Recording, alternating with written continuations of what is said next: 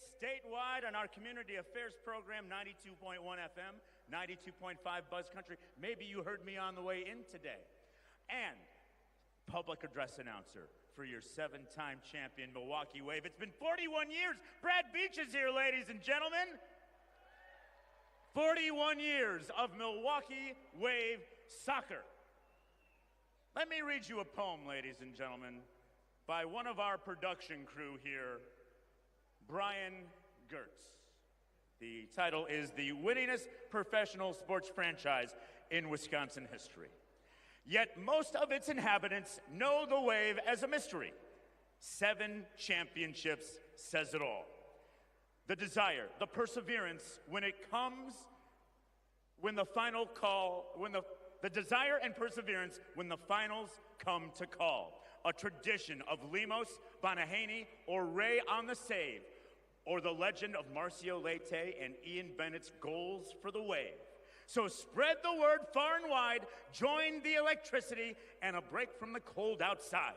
An affordable atmosphere for family or a friend, the sport that everyone needs to make an attempt to attend. Get out and be a part of the energy, the excitement that you crave. We are the Milwaukee Wave. Give it up for Brian Gertz, ladies and gentlemen. Brian, that was amazing. Brian is the director of this show tonight. So Brian, thank you for your love and professionalism for your Milwaukee Wave. Thank you, Brian. Give Brian another nice round of applause. Mr. Gertz here, doing great things. All right, our nonprofit of the game tonight, please welcome the Alzheimer's Association Wisconsin chapter. In the fight against Alzheimer's, now is the moment we've been waiting for, with new treatments emerging in the fight against Alzheimer's and all other dementia. Now is the time for hope. Now is the time for action. Susan DeLue. How are you, Susan? I'm just well. It is great for you to be here. I want to ask what happened, but I want to tell you my story first, because I lost my mother to complications of dementia and Alzheimer's. It is a fight at the end. It is a struggle, but Alzheimer's Association Wisconsin chapter is there to help in a very, very dark time, right, Sue? Yes, I also lost my father to Alzheimer's, my mother to vascular dementia, and I was so grateful for the support that I got in terms of how to deal with the sudden switches in mood and agitation and things like that, and just how to do the communication, because that gets very complicated as well. So Alzheimer's Association made a huge difference for me, and I encourage other people to seek help. Yeah, if anyone is entering that world right now, I know it's a whirlwind. We entered it as our family, and it's really, it's two-sided, right? In your case, it was your dad. In my case, it was my mom. The diagnosis and the care and the medication and all that stuff that comes with it. But then on the other side, there's caregiver, there's family, and it could be a difficult thing for people to deal with, no? Oh, yes, because you're grieving at the constant loss of abilities and things like that, and you need to work in partnership with your family and with healthcare professionals to make sure that the best needs are being met throughout the journey. So, Sue, how can people here help today? It's as easy as showing up at the table outside of Section 209, right? Yep, we're up there selling raffle tickets and ball toss balls. And we also have people working in the stands who are selling raffle tickets. So go buy the 50-50 raffle tickets to the nonprofit ball toss. Sign Sue's cast. What happened there, Sue? I tripped in a grocery store over nothing and broke my arm. Oh my gosh. Sue, thank you very much. The Alzheimer's Association Wisconsin chapter, thank you for all the work that you and the volunteers are doing. Give it up for Sue, ladies and gentlemen. Our Ring of Champions, ladies and gentlemen, brings another legend, and what this person has done from the Milwaukee Wave and Cudahy to what the Simbas are now. The Milwaukee Simba SC, we bring coaches out, Demetrius White, Jason Blocker, Brett Halfwasson, Tion Huntley, Dan Adams, Jimmy Carlton, Eric Miaskowski.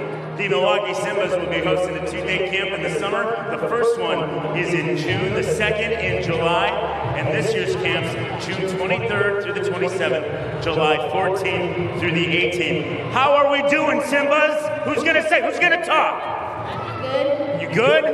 How's your season? How was your season? Are you training right now? What's the stories? What's going on with the Simbas? First of all, what's your name? Jay Hunter. All right, Jay Hunter. What's the story? Tell us about the Milwaukee Simbas. So we are practicing. Last season we were undefeated. Undefeated? Yeah. Undefeated this season too? Are we working together? We're practicing hard? Yeah. Still? What's that? Yeah, we're still, so for the U12, U11, we just started had our first game yesterday. And? We won. And there's a winner, ladies and gentlemen. You better hold them back. Give them a nice round of applause. Simba looks and waves at the camera right there. Give it up for the Milwaukee Simbas. I'm going to call right now, ladies and gentlemen. They're going to go undefeated again in 2025. The Milwaukee Simbas, ladies and gentlemen. All right, ladies and gentlemen. Before we get going here tonight, let's welcome our primetime dance performance. Jump Joy Cheer, being a great cheerleader is more than just skills. It's about kindness, respect, and lifting others up and off the mat. I think some people could learn that around this program. Lead with heart. Inspire with every move. Ladies and gentlemen, please welcome Jump Joy Cheer.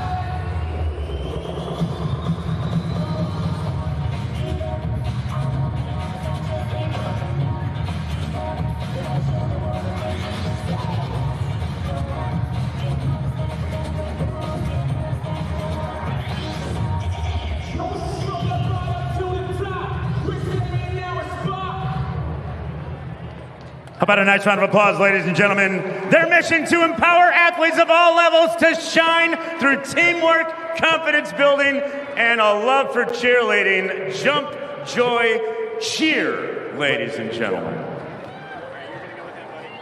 And we got to get moving here. Our friends at Visit Milwaukee, it was 10 years ago. An 18-year-old Giannis Antetokounmpo hit this half-court shot here. 3 weeks new to Milwaukee. What is your name? My name's Tino. Tino. You got this? You know Giannis, right? Mm-hmm. The biggest basketball players in the world. You can do what he did 10 years ago, right? Yeah. Were you even born 10 years ago? No. Tino. Oh, my goodness. All right, let's go, ladies and gentlemen, when you're ready. Right in the middle hole. Oh, man. Oh, man.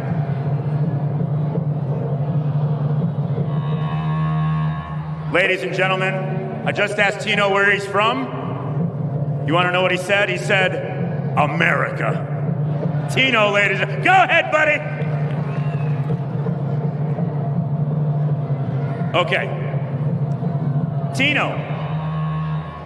Like the pizza rolls? Yeah. Delicious. Let's hit that shot. Ladies and gentlemen, let's go. Tino. Tino. Tino. Oh, Tino. Oh, Tino. Give him a nice round of applause, ladies and gentlemen. This is Tino from America. We're going to put him in the oven at 425 and bake him for 20 minutes. Tino, let's go, baby. Thank you, Visit Milwaukee. It's the Wave, it's the Comets, live and next from beautiful downtown Milwaukee.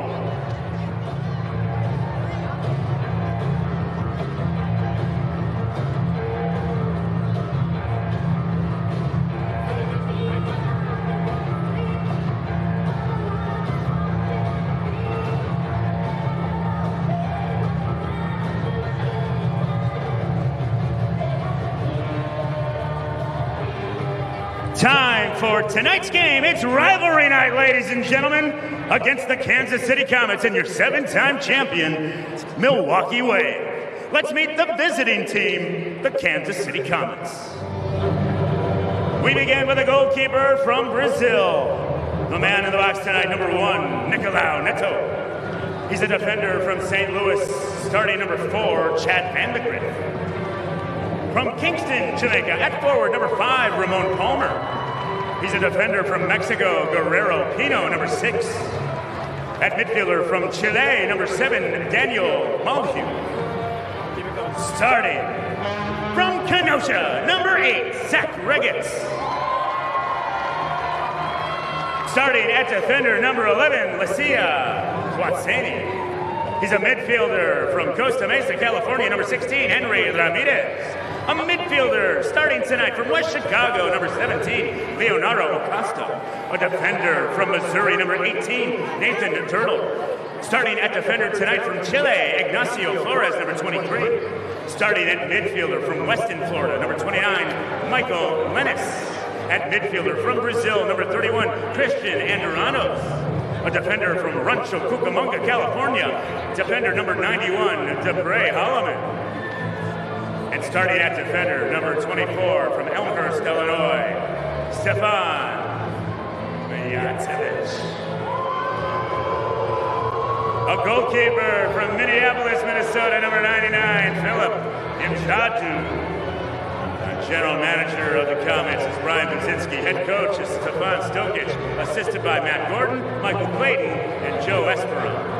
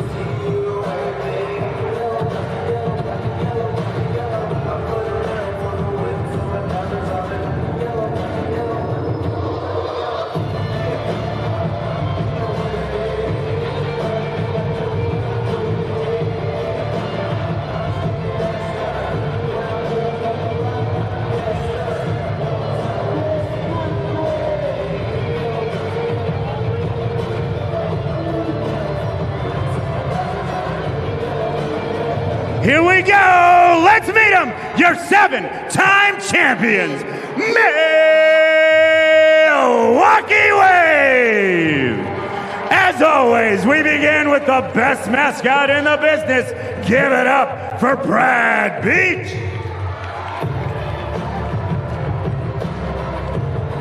Let's meet the team!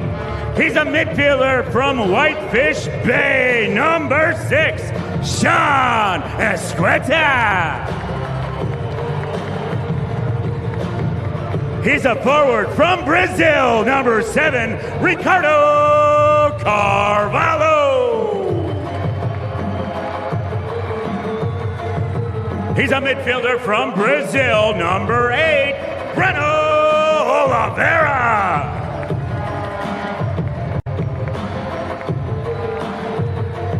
A forward from Elgin, Illinois, number 9, Derek Huffman. Starting at defender from Aurora, Illinois, number 10, Mario Alvarez. He's a defender from Nina, number 12, Stuart Gravo. Starting at forward, the man from Milwaukee. Give it up for number 20, Tony Wall. He's a midfielder from Kenosha, number 23, Max Ludwig. A forward from Haiti, number 24, Max Ferdinand.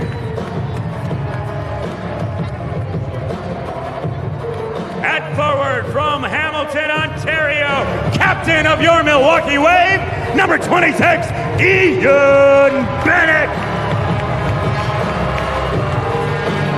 He's a goalkeeper from La Cruces, New Mexico, number 32, Augie Ray. The man in the box tonight, your starting goalkeeper from Rochester, New York, number 33, William Bonahaney. He's a midfielder from Sterling Heights, Michigan, number 44, Alex Steinwasser. Starting at forward, bow down Milwaukee from Cameroon. A nice wave welcome to number 51, the King, Frank Tayou.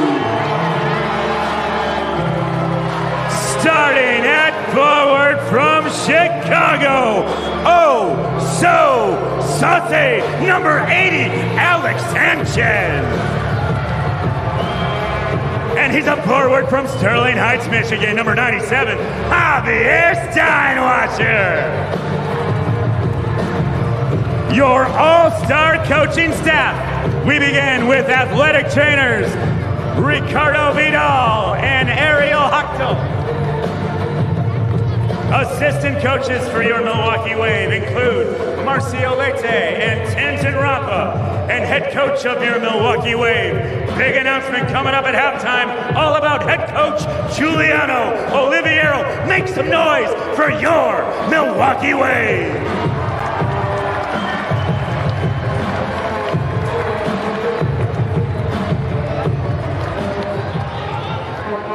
Ladies and gentlemen, please stand if you are able and remove your hats. Presenting the colors for tonight's game is Boy Scouts of America Troop 599 from Hales Corners. And performing our national anthem tonight is a school that participated in the Kids Heart Challenge, learning more about the heart, engaging in heart-related activities all month long, and they raised over $21,000, ladies and gentlemen, from Muskego Norway School District. Please welcome Mill Valley Elementary.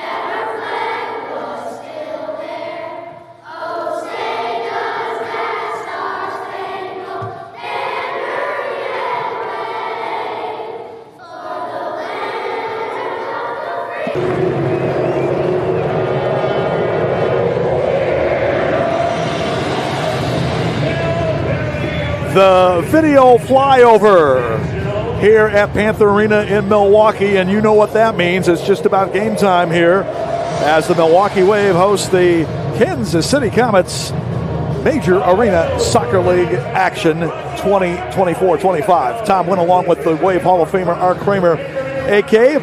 Rematch from the opening night for Milwaukee when they hosted the Comets here and beat them in almost miraculous fashion, you might say, scoring a goal with 8 seconds left to tie it up and then winning in OT. Ricardo Cavallo, the hero for both the game tire and the game winner in overtime. That is one of just 3 losses suffered by Kansas City this year. They come into today's contest with a 13-1-2 record for 41 points, second place in the league behind the two-time defending champion Chihuahua Savage, who sits 16-4-0 for 46 points. The Wave at 9-5-2 for 27 points, currently tied for 6th place with the Empire Strikers. 5-1-2 here at home. The Comets 5-1-1 on the road. Always a great matchup, it seems, when we take on the Comets, especially here in Milwaukee. And we have a new addition to the Wave making his debut today. Yeah, we do. But before that, Tom, wasn't it great to hear all those kids out there singing our national anthem loud and proud? That Absolutely. was awesome, by the way. Yep, absolutely. No, Frank Tayou comes, the king, joins the Milwaukee Wave, and, man, we're happy to have him, that's for sure. Frank's been a great player in this league for so long, and, hey, we're used to having kings here in Milwaukee. Today's Alumni Day, and the head of the alumni for the Milwaukee Wave is none other than Michael King. And Michael, we know what he's done, 800-plus goals in his Milwaukee Wave career. He didn't score all 800 with Milwaukee, but over 800 goals in his career.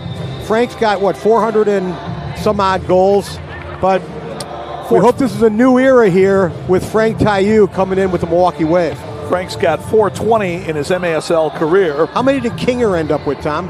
807, was it? Kinger, I think he cracked 800. He had nearly 552, I believe it was, with the Milwaukee Wave, and several championship rings as well. So, and that's really the one thing that Frank's missing from his resume, right, is that championship ring. He was here in 2019 with Monterey, and unfortunately, we spoiled his championship party that day when the Wave won that championship. So Frank's, and we're happy to have him. We hope he wants to win that championship ring, and we hope it's right here in Milwaukee.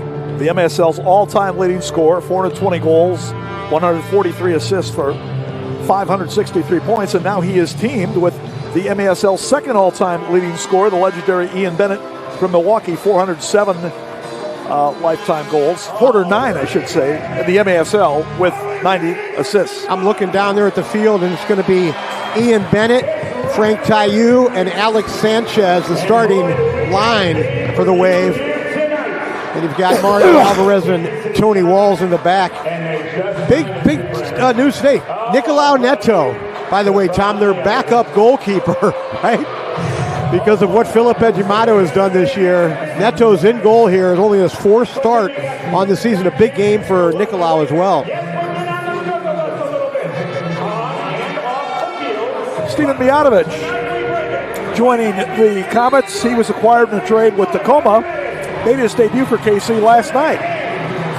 In KC in their 4-3 win over Utica. Milwaukee has not played since Monday night's 10-7 loss in Ontario, California against the Empire Strikers.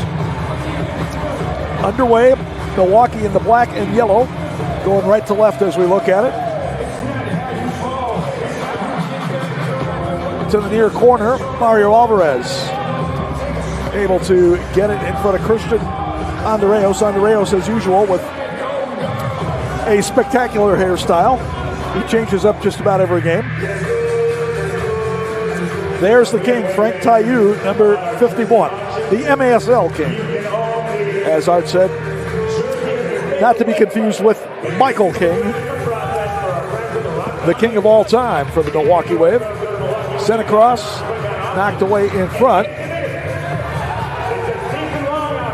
Michael King and a lot of his former teammates and other Wave alumni here today. It's Alumni Day. We'll try to run down some of the alumni if we spot them in the crowd. A drive taken by Sanchez. Great save there by Neto.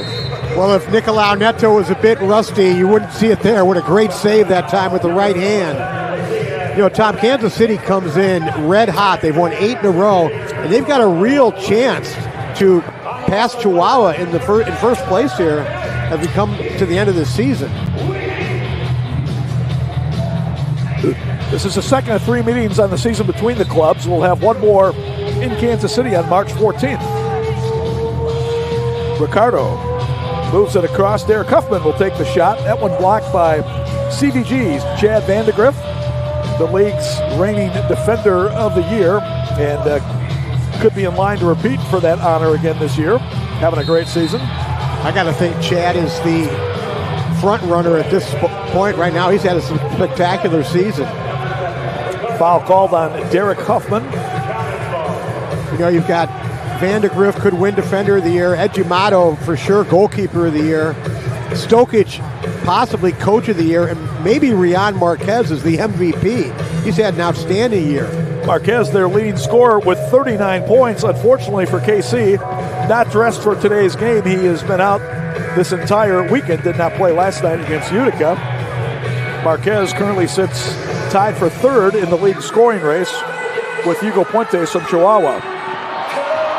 Alex Steinwasser coming in, and the shot blocked. DeBray Holloman with a great defensive effort. That was a great slide over that time by DeBray to extend out there with the right foot and block that shot after a great run that time by Alex Steinwasser. Jorge Rios of Chihuahua is the league's leading scorer with 44 points. As Max Ferdinand prepares to put it in. Carvalho with a drive. That's blocked at the far post. Wow. Sanchez with a shot save made by Neto. How about Neto? Right off the bat here, 2 great saves. Mijatovic plays it to the corner. Ian Bennett there. He'll play it high off the glass to the near side. And Ramon Palmer there for KC. Ferdinand and Tayou trying to get it away from Berto, but it's a foul called on Milwaukee.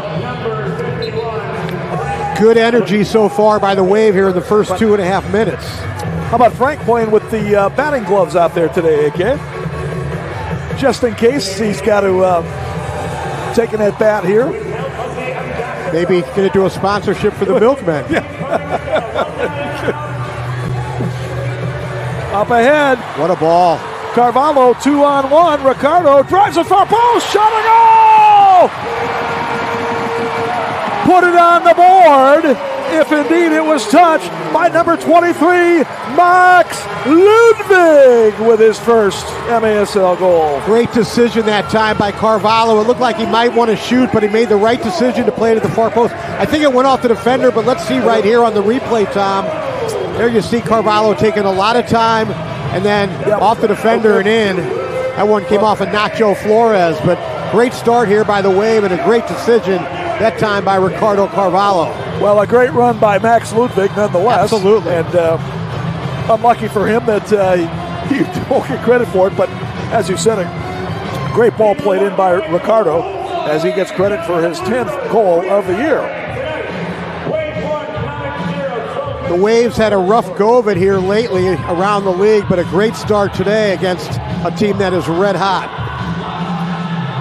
Wave has actually lost 5 of their last 6 coming into today's game. There's Zach Reggett, number 8 for the Comets, the Kenosha native. Kenosha Kid. Kenosha Kid brought along a lot of his fans from Kenosha here to see him play today, as typically the Reggett Review shows up in strong numbers here in Milwaukee. For those of you not familiar, Kenosha not too far away yet. You know, depending on traffic, maybe a half hour from downtown Milwaukee. Half hour from downtown Milwaukee. How far from Chicago town? About 45 minutes? Yeah. Again, traffic depending. Sanchez tried to set up Ian Bennett in the middle, but cleared out. Max Ferdinand will get it. Max getting pressure from Andreos as Bennett now will play it up in the zone. Derek Huffman. Huff will touch it back out. And the Wave right now with a good spell of possession. Bennett coming off a 2-goal performance at Empire on Monday. A foul going to be called on Chad Vandegrift. So Chad pushing on Huffman. We'll keep an eye on that matchup, AK. That should be a pretty good one today. The Wave with their second restart opportunity here in the early going. Frank Tayou at the far post. As Max prepares to put it in, he's looking across for Tayou, but the pass ball broken up. Now Bennett nudges it away from Andreos. Max will keep the possession out for Alex Sanchez. Alex, the Waves' leading scorer, as he's racked up a total of 32 points this year. Max trying to get top of the area. Max lays it off. Shot. Tayou save made. Neto. Good play that time by Ferdinand and Tayou in tight. And again, the Wave keeping the possession. As Ludwig plays it up for Tayou. Frank trying to turn back for Ludwig. Back's coming in. Shot deflects. Rebound follow. Ludwig back out for Tayou, but he could not get set for a shot. Breno Oliveira fires a shot. Save Neto. And the Wave putting on some big pressure here early against Nicolau Neto. The Wave might want to think about going to Neto's left. He's made 3 great saves going to his right side. Neto, as Art said, only making his 4th start of the year. He has primarily been the #1 goalkeeper for the Comets the past 4 or 5 seasons. Mijatovic with that foul, the Wave crowd letting Mijatovic hear it. They remember what happened the last time out, last time Stefan was here. That was January 18th when he played for the Tacoma Stars. And a little post-game dust-up with between the Wave and the Stars, featuring Mijatovic as, I guess, the primary antagonist from Tacoma. Our buddy assistant coach Tenzin Rampa also involved a bit there, but everything's cool now. Back come the Comets as Ramon Palmer will play it back out. And now Mijatovic.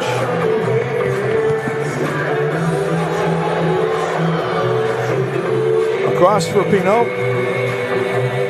And he gets it back. 6 minutes gone by first period. 1-0 Milwaukee. The goal coming at 2:56. Ricardo Cavallo, his 10th of the season. 3 other games in the MASL today. In fact, one is already complete. That's in Baltimore, where the Baltimore Blast defeated the Harrisburg Heat 12-4. A little bit later on, Dallas at St. Louis, and the Texas Outlaws will be at Empire to battle the Strikers. Sean Esqueda on the diagonal pass, Carvalho. Ricardo plays it off the board on the run to the box. Stuart Grable, but KC able to break it up.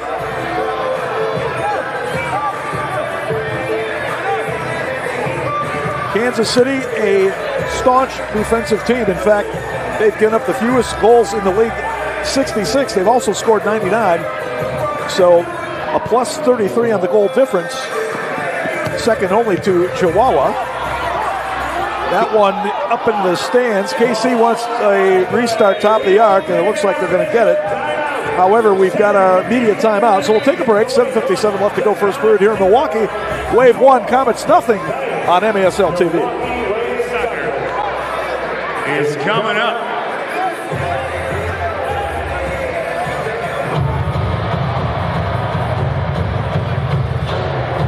All right, let's take a look around. Our friends in Glendale, the Chick-fil-A with the cow on top of it. It's time for the dance cam. Let's go.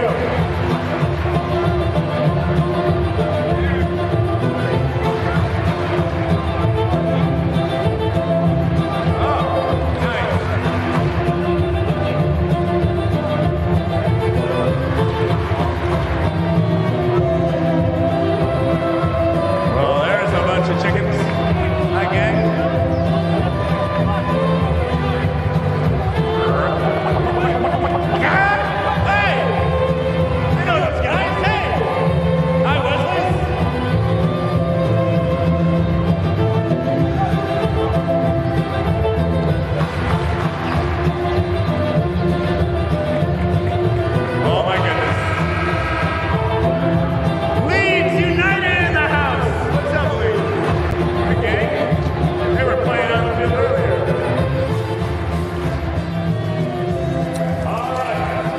Don't forget the MASL playoffs will be coming up April 4th through 6th at Oceanside, California, the Front Wave Arena. Go to sdsoccers.com for tickets and info.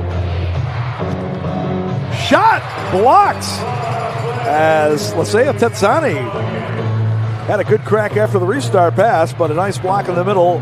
Now corner kick coming up for KC. That was Ricardo Carvalho with the block that time for the Wave. Reggett launches high and up and out. That's one there that Reggett would like to have back. He's a left-footed player. That ball right on his left foot. Normally he crushes that ball on target. So far, Willie B in the Wave net has not had to make a save. Zach Reggett with the hat trick last night, and he also assisted on the only other goal scored by Kansas City, which was by Daniel Bellew. His first MASL goal turned out to be a game winner in the fourth quarter. Frank Tayou, the Cameroonian native, in his 11th MASL season with his 8th different team tonight. So Frank's been around. He's toured the MASL pretty extensively. Neto steps out to play that one up along the wall. Vandegrift double teamed. He flips it up. Max is on it. Max Ferdinand for the Wave will back it out for Sanchez. Trying to work against Nathan Dirtle. Plays it back and gets it back. Dirtle is a rookie out of Columbia College. From Columbia, Missouri. Breno steps on. This pass intercepted, but Mario Alvarez also has to get it back. Super Mario, the Aurora, Illinois native, who played his college soccer at Western Illinois. Now Breno trying to rip upfield, chased by the defender. Drives it in! And a good play again, Holloman getting in the passing lane to knock that down. DeBray's made a couple of big plays here in the first period. Taken away by Max Ludwig. Max Ludwig coming in. Ludwig off the inboard in front, looking for Tayou, but it slid right past him. Good idea that time by Ludwig. Had Tayou at the far post. He played a nice ball off the boards, but Frank unable to redirect that one in. 9 minutes gone by, first period. Still 1-0 Milwaukee on the goal by Ricardo Carvalho. His 10th of the year, 256. For now, they're saying unassisted, but somebody gave him a nice ball out of the back. They'll have to double check and see who that was.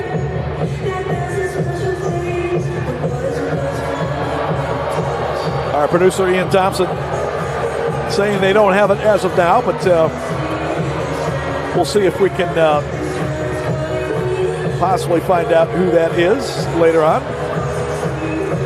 Reggett trying to turn with a right foot shot. Basically fanned on it, but he gets it back. Zach, a natural left footer. Slides it across Mijatovic. Mijatovic playing in just his 7th game this year. The first 5 coming with Tacoma. That one deflected off Carvalho, picked up by Willie Bunahene.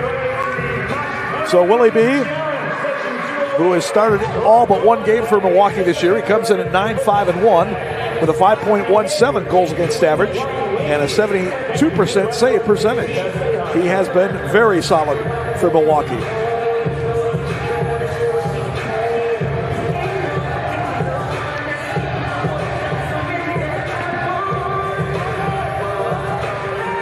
Played back out, Stuart Grable, the veteran out of Neenah, Wisconsin, and UWGB.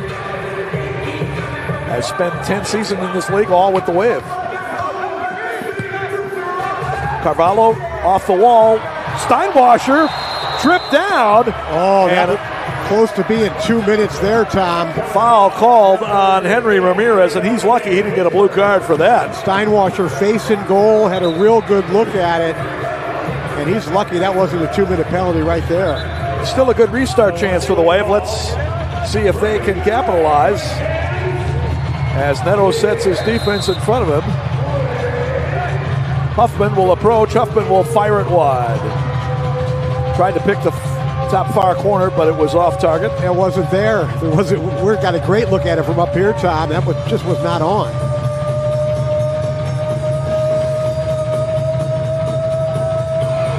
Sanchez will get it back from Carvalho.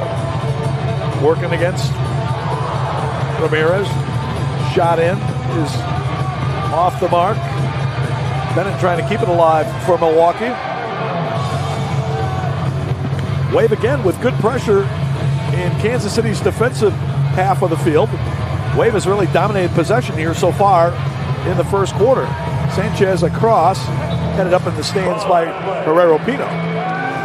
Not only have they dominated possession, they've done a great job of breaking Kansas City's pressure coming out of the back.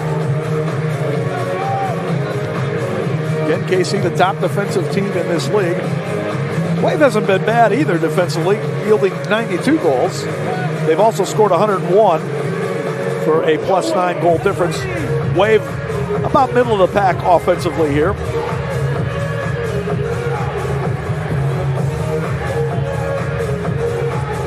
Leo Acosta, triple teamed as he got to the line. Now we'll work it back for Pino.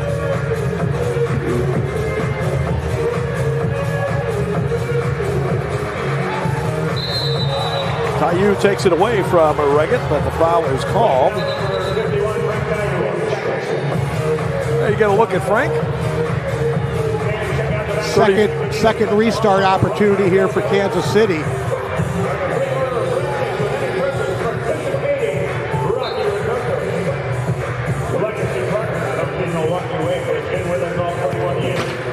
Sani with a blast that just misses, and eventually will he be able to get it? Out for Javi Steinwasser. Javi, the older of the two Steinwasser brothers. Alex, number 44, 2 years younger. The Steinwassers from Sterling Heights, Michigan, in the Detroit area. Both played their college ball at the University of Indianapolis for the Greyhounds. Alex spent 1 year playing at Xavier University before he turned pro. To the middle, good idea by Reggett, but just could not make the connection with Acosta. Willie becomes him throwing. Now Alex Steinwasser. He's 2 on 3 with Mario Alvarez. Alex dispossessed by Andreos. Andreos is usually everywhere out there. Great work rate for Christian Andreos. And as we talked about before, he usually has a unique hairstyle every time he comes out. Alvarez looks in for Carvalho. Ricardo off the inboard, knocked away. Ricardo gets it back. Follow-up shot is blocked. That one cleared up into the bench area. They're going to say deflected by the Wave. Otherwise, it would have been a restart top of the arc. Our two referees today, Austin Sane and Kyle Trimble. That time it was Sane who saw that deflection.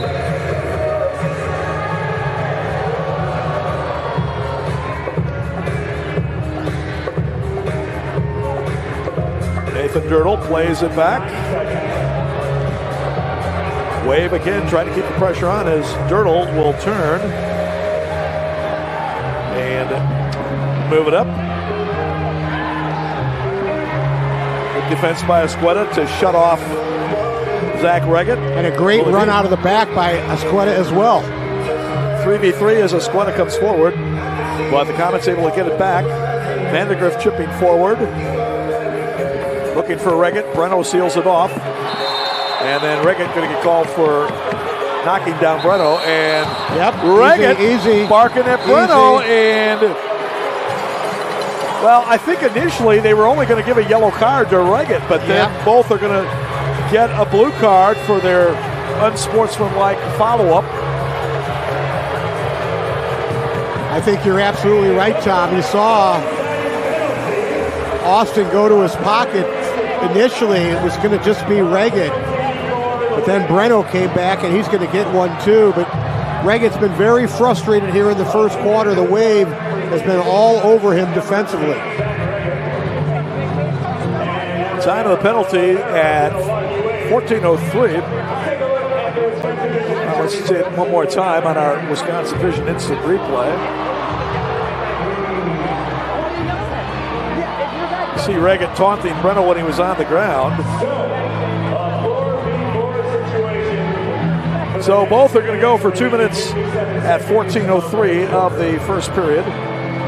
First penalties on either side.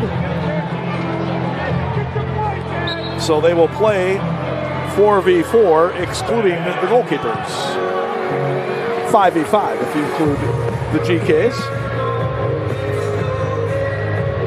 A little more open space to work with here as Tayou is tripped down by Christian Andreos.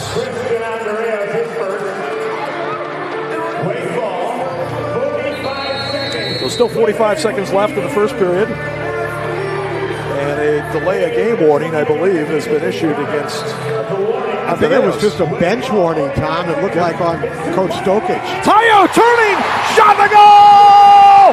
All hail the King. He's got his first as a member of the Wave. And Milwaukee leads it 2-0. It didn't even take 1 quarter for Frank Tayou to make his presence felt here in Milwaukee. Tayou that time with a great turn to his left and had just enough space to beat Neto to the far post. Welcome to Milwaukee, Frank. His 18th of the season. He had 17 goals, 9 assists in his 14 games with St. Louis to begin the season. That's got to feel pretty good for Frank to ring up a goal in his first period with the Milwaukee Wave. There it is again. All he needed was just a little bit of space that time. A great turn by number 51, Frank Tayou. A well-placed shot there by Frank. Neto trying to look upfield as it was off the chest of Escueda. Now Javi Steinwasser pressuring Nacho Flores. Javi with a foul there. Obvious foul on Javi.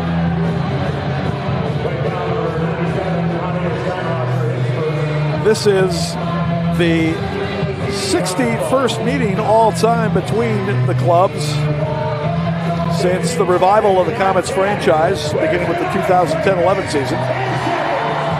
We're so used to watching Willie B in the Wave net having to make a ton of saves, Tom. No shots in that first quarter for Kansas City. And that will do it for the first period. Good first period for the Wave as they get goals from Carvalho and Frank Tayou in his Wave debut.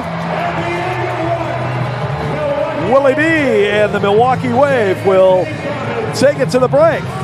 2-0 Wave on MSL TV. Soccer, we're going to take a break. We'll be right back live, beautiful downtown Milwaukee.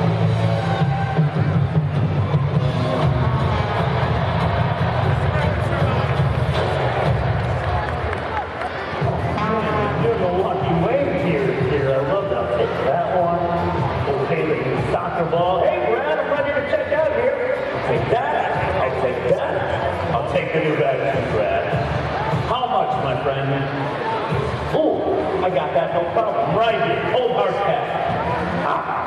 I forgot, Panther Arena is cashless, but how about my Educators Credit Union debit card? That'll work here, right?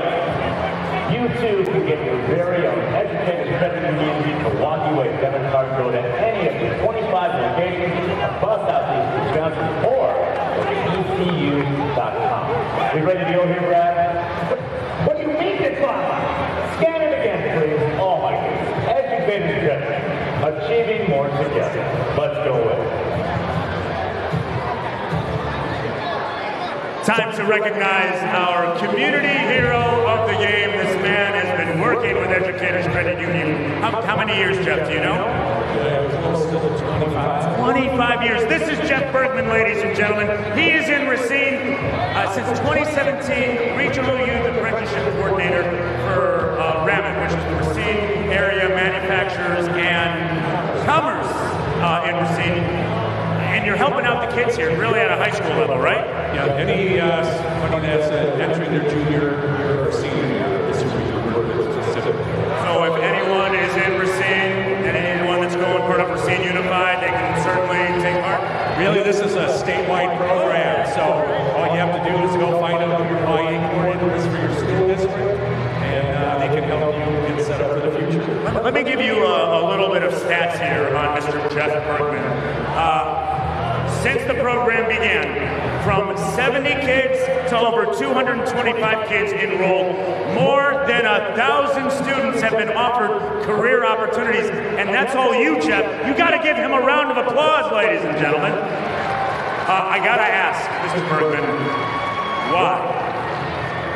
Well, when this program started 30-some years ago through the state, and the program runs through the Department of Workforce Development, they saw that there is a need to try to get kids involved in the trades and other specific jobs where there is lacking. There's a shortage in the state, and this program has grown and grown over that time. Mr. Bergman, thank you for doing what you do and stepping up and helping out the kids of not just Racine and southeastern Wisconsin, but the whole state. Exactly. Give it up for Mr. Jeff Bergman, ladies and gentlemen, our Educators Credit Union Community Hero of the Game. Thank you, Educators Credit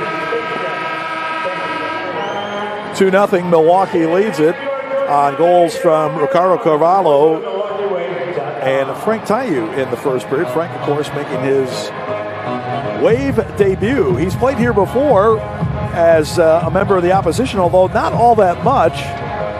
Most notably as a member of the Monterey Flash during the 2019 Ron Newman Cup Final, which was held here in this building.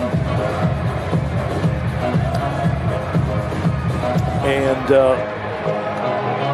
he spent 4 seasons with the Ontario Fury / Empire Strikers, and they never once paid a visit here in Milwaukee. In fact, to this day, the Wave and the Strikers have been league rivals, and the Strikers have never, ever, ever, ever, ever come to Milwaukee, at least to play a game.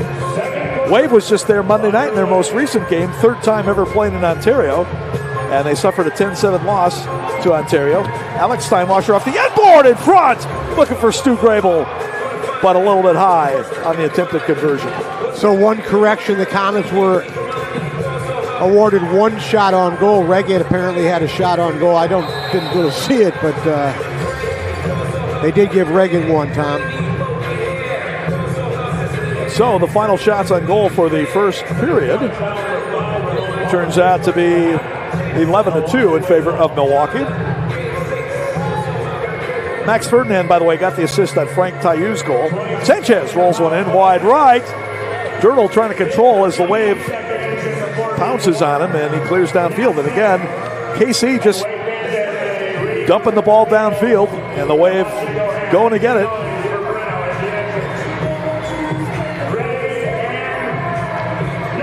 So Comets trying to weather the storm here in the first half. 11-2 for the shots, you said, Tom, but on the score sheet, Banahene still only credited with 1 save, so you tell me how to figure that one out. Well, there's always mystery to the MASL statistics, artists, as we know. Sanchez with it veer side as he waited for Brendan Oliveira to come off the bench. Wave led by their iconic head coach, Giuliano Oliviero, now in his 11th season, the only coach in the MASL guard. Ian coming down, shot on goal!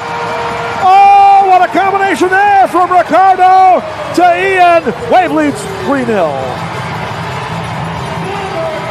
That was some beautiful combination play, as you just said, Tom. That layoff from Carvalho with the left foot, first time ball to find Bennett in stride. That was a thing of beauty that time.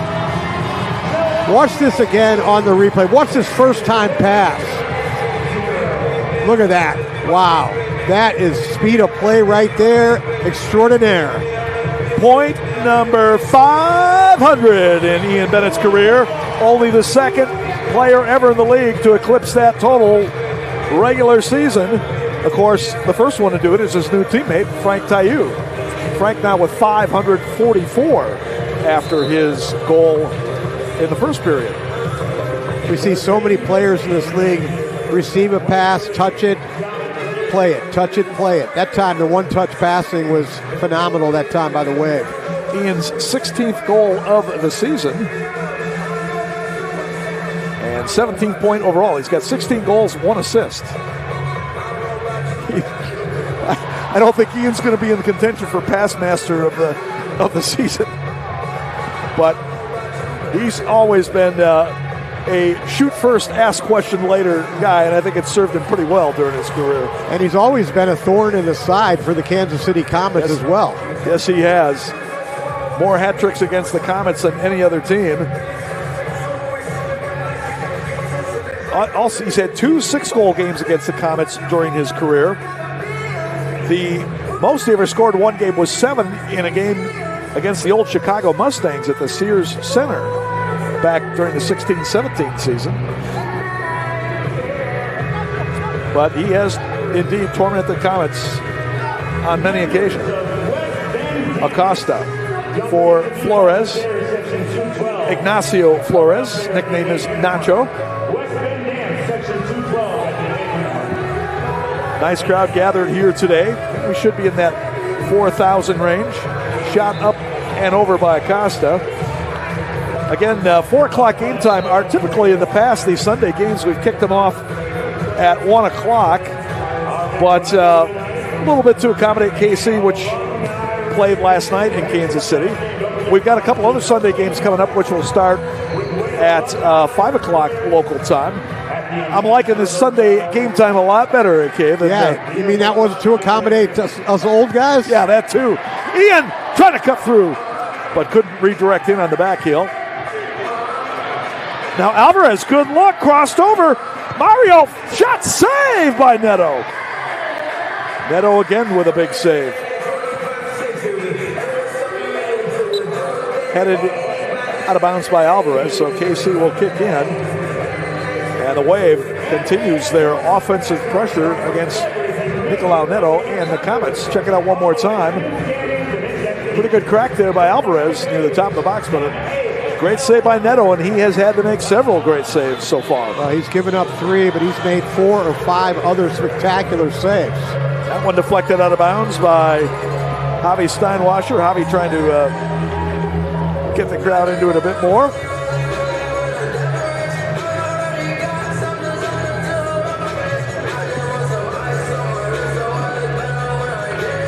Neto, the Brazilian native who played his college ball at Columbia College in Missouri. He's one of 3 former Columbia College players on this team. Foul going to be called on Milwaukee.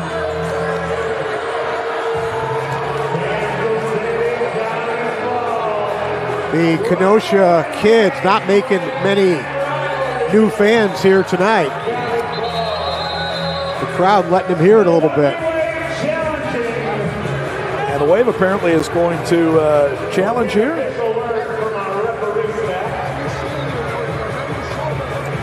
So we'll see what this is about. You got any idea, Art? We are under official video review. Well, they're saying possibly for a handball. Let's take another look and see if we can see what they're looking at. Normally you wouldn't see a coach challenge just a simple foul. Normally they would challenge a blue card or a potential blue card. So they'll take it out. They'll check it out in the MSL video review. Again, one final already today in Baltimore. The Blast defeat Harrisburg 12-4. So Baltimore, which came in 4th place in the standings entering today's game, they improved to 11-4-1 for 33 points, undefeated at their Little Bandbox Arena out there in Towson, Maryland, 7-0-0. And the Harrisburg Heat losing their 9th straight, I should say, as they fall to 1, make that 2, 14-1, 1-9, 1-8-1 on the road. Well, they're reviewing for a potential handball on Reggett, but you see Esqueda, there's the handball, but you see Esqueda has got his arms wrapped around Reggett prior to that. So, you know, right here you could call a foul on Esqueda, absolutely. You see his arms and he's pushing off a little bit, and then watch Reggett come up with the, right there, right here is going to be the handball on Reggett right there. But, you know, the question is, was there a foul prior to that handball? As I mentioned, 61st all-time meeting regular season between these clubs. Wave leads the series 31-29, 18-10. The advantage here in Milwaukee. During the postseason, the teams have met on a total of 21 occasions, and KC leads the postseason series 11-10. So these teams have seen quite a bit of each other. since the revival of the Comets prior to the 2010-11 season. Well, they're going to overturn the ruling on the field. They're going to give the ball to the Wave, and Giuliano Oliviero gets his red challenge flag back. I'm a little surprised because you saw the hands of Esqueda. They were wrapped around Reggett. But we will take it. Another foul on Reggett. Is that his third already? That may be key. Remember, in the MASL, you get 3 personal fouls in each half. On your 4th, that equals a blue card. So that could factor into the situation here. That went off the chest of Frank Tayou, so Comets will play it in. Mijatovic will touch it back for the keeper, Neto. Looks up for Dirtle. He got away with a handball, and no, he didn't. Austin Sunny makes the call, wait for the quick restart, but they're going to make him reset. Again, the teams will meet one final time during the regular campaign. That'll be Friday night, March 14th at Cable Dahmer Arena in Independence, Missouri, the home of the Kansas City Comets. That's a reschedulement from a game that was postponed due to bad weather conditions back in January. I'm looking at the score sheet here, Tom. It says Reggett has 1 foul so far. I thought for sure he had at least one other, but if that's what it says, that's what it says. Sanchez against Dirtle on the left foot, off the wall, back out. Max now looking for Tayou at the right post, couldn't get it to him. Ramirez keeps alive, but the Wave gets it. Tayou now will play it over for Sanchez again, and he sends it in. It's deflected up and out of play. Corner kick for Milwaukee. And the Wave keeping the attacking pressure on Nicolau Neto and the Kansas City Comets thus far here in the first half. 9:57 left to go in our first half of play.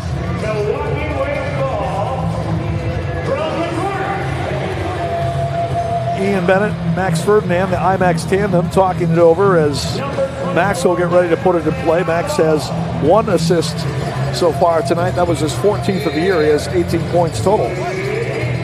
Back for Ian. Fires one through, never made it to the keeper. Sanchez with it. Across for Carvalho. Ricardo with a goal and an assist so far today. Sanchez with a shot. Save made. Neto had a good look at it and made a good save. That one out of bounds. It'll go to Milwaukee. Ball out of play. Again, Comets without their leading scorer, Rian Marquez. Marquez, who had scored a point in all but 1 game so far this year, not playing at all this weekend, either last night against Utica or today against Milwaukee. Here comes Alex Steinwasser. Steinwasser coming in. Alex, top of the area, shot, a goal! Bar down! Alex Steinwasser, 4-0 Milwaukee. Great individual run that time by Alex Steinwasser, and the Kansas City defenders just never challenged him, and he took the space, toe poked it, as you said, off the underside of the crossbar and down. And that was a great individual effort that time by Alex Steinwasser. Watch it once again, a little soul roll right there. And look at Vandegrift and the Kansas City defenders. Nobody putting pressure on that shot.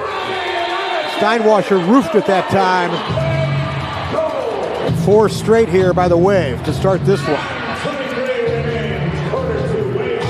9:23 left to go in the first half. That's the 8th of the year for Alex Steinwasser. 4 assists, 12 points. His brother Javi also has 12 points on 9 goals and 3 assists. And Stefan Stokic, the Kansas City coach, has seen enough here, and he takes a timeout. All right, we will take a break. Wave Soccer on MASL TV.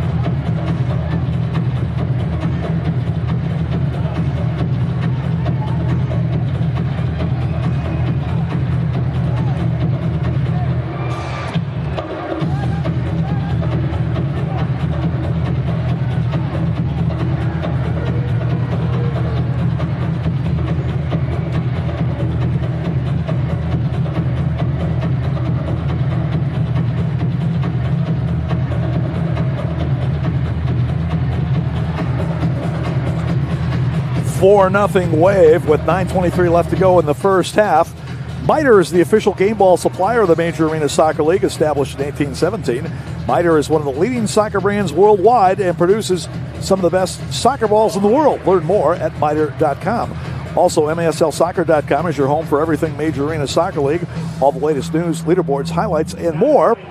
And Green Drop offers a better alternative than the outdated compression sleeves and socks, truly providing long-lasting relief at an affordable price. Green Drop's recovery products are uniquely suited to help our athletes battle aching joints and muscles. Learn more or try it yourself by visiting greendropcompression.com. Pass broken up. Huffman with a shot that's blocked. And good reaction there by Holloman after the Comets had turned it over deep in their own territory. Esqueda racing onto it. Tried to tap it across for his defensive partner, Tony Walls. And as Michael Lennis came to get it, he is dumped by Esqueda, and he will go to the box. 2 minutes for tripping. Esqueda not happy with himself, shaking his head there, going to the penalty box. But it was a giveaway by Sean, and then he committed the penalty right there. So the Squid will go for 2 at 6:08 of the second period. Comets with a chance to get on the board and change the momentum of this game. Kansas City, pretty good power play so far this year. They're second in the league, 8 for 17 at 47%. They have not yielded any shorthand goals. Wave, as far as penalty killing, 8th best in the league. They killed off 10 of 17, 59%. Reggett feeds it over. Acosta shot, knocked down, rebound, follow! Ramon Palmer, but he could not direct it home. Willie V that time coming right up next to the wall. I never understand why goalkeepers do it. Kansas City had a really nice chance. Shot by Acosta and a great save there by Bonahane. And Alex Steinwasser will clear. That was through the legs of a defender. I don't even know how Willie saw that. And was able to deflect it away with his left arm. That save on Acosta from the outside right there, Leo, number 17. Acosta, the second-year player out of West Chicago, Illinois.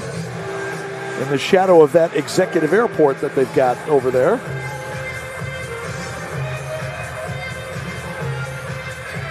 Still knocking it around the perimeter. Wave has not scored any shorthand goals so far this season. You got both Steinwaschers, Breno, and Stuart Grable as the penalty killers. Reggett moves it across. Pizzani couldn't get the shot. He leaves it back. Nacho with a shot. Breno blocks it in front, and Steinwasser will clear. Alex Steinwasser. Well played that time by Breno at the back post. Still 40 seconds, man advantage, Kansas City. Costa knocks it over. Goalkeeper distribution coming from Milwaukee. We've got our media timeout.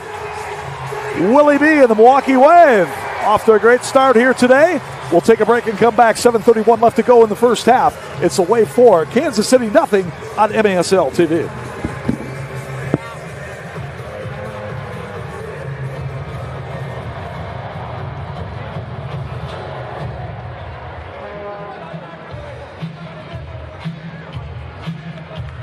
Oh my goodness, Wave fans. How about this game, huh? How about this game? We need to keep up the energy. All right, we've got birthdays in the house tonight. Is anybody around here celebrating? Anyone here? We got a birthday right over there. What are you doing, dude? Let's check out the big board. Let's see who's celebrating with us here tonight. Happy birthday, Waylon Jewell, Javier Rodriguez, Leah Serdinsky. Grayson is 9 today. Happy birthday, Grayson. Dan Price is 43. Jack Mallinger. Happy birthday, Jack. Hudson Hurd's birthday. Max Vicenius and David Honey's birthday. Happy birthday. The following groups in the house include Campus Life Family Ministries, Faith in Community, Downtown Montessori Soccer Team, WITS, the Wisconsin Institute of Torah Study. SC Wave is in the house. The Bavarian U7 Sonics are here. Richard Second-Rate Cub Scout Wolfden are here. Calvary Lutheran Church Exterior Pro, the Edgewood Homeschool Association. You can catch MASL Monday every Monday night on MASL TV and on CBS Sports Golazo Network. Alex Bastavansky and Phil Levanko are joined each week by special guests from across the league to recap the weekend's games and discuss the league's hot topics. And remember, you can get the latest news on the MASL and your favorite teams by following MASL Soccer on Facebook and Instagram and MASL Arena on Twitter. 4-0 Wave with 7:31 left to go first half. Tom went along with the Wave Hall of Famer Art Kramer, and thus far, Art, a very impressive effort by the Wave to take control of this one. Still got a long way to go, though, against one of the league's best teams. Well, no question. I don't think there's any doubt that this is the best Wave soccer we've seen this season through the first quarter and a half. Let's see if the Wave can kill a little time here off this goalkeeper distribution on this penalty kill. Willie B., the sixth-year veteran out of Rochester, New York, throwing out to midfield. Ramon Palmer has it, deflected away by Frank Tayou, and back in the arms of Bonahene. Out for Frank.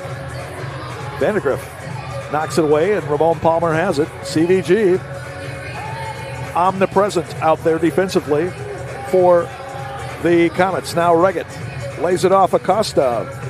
Knocked it out of the corner. Rebound comes out. Tetsani with it. As they go to the corner, Palmer back out. Again, KC on the power play here for another few seconds. And that will do it as Escueta comes on. Ramon Palmer past the middle, broken up. Now sent ahead Alex to Javi Steinwasser, but Flores will get there for Neto. Nicolau Neto getting the start today.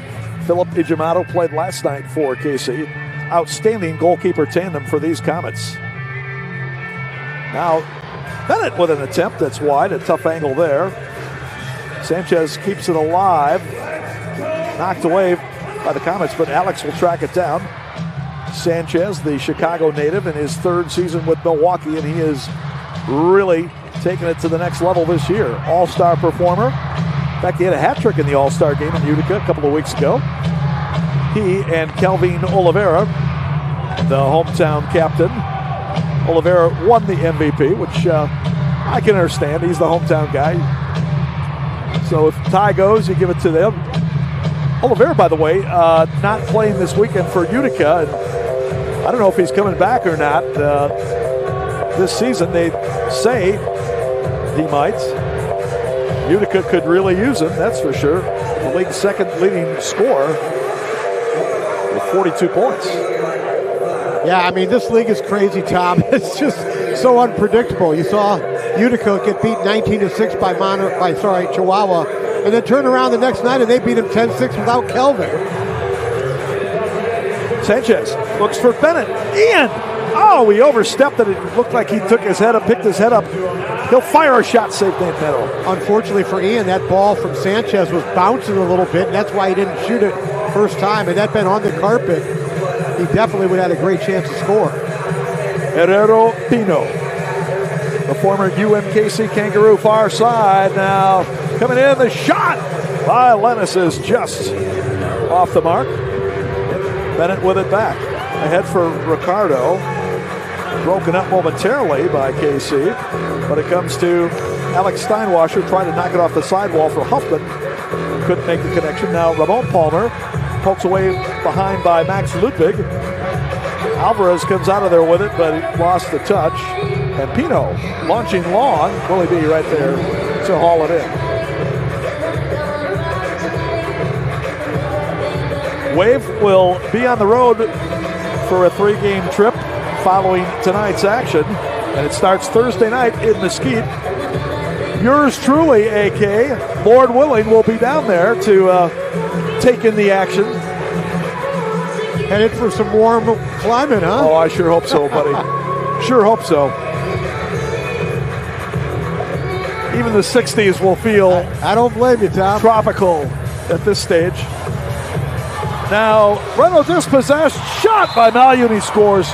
That's a big-time conversion there. Casey's on the board. They trail it 4-1. Wave getting a little sloppy in their own zone. It was Escueta, and this time Tony Walls with the giveaway. And you said it, that man right there. Malhu, he had 2 big goals in Kansas City's last win.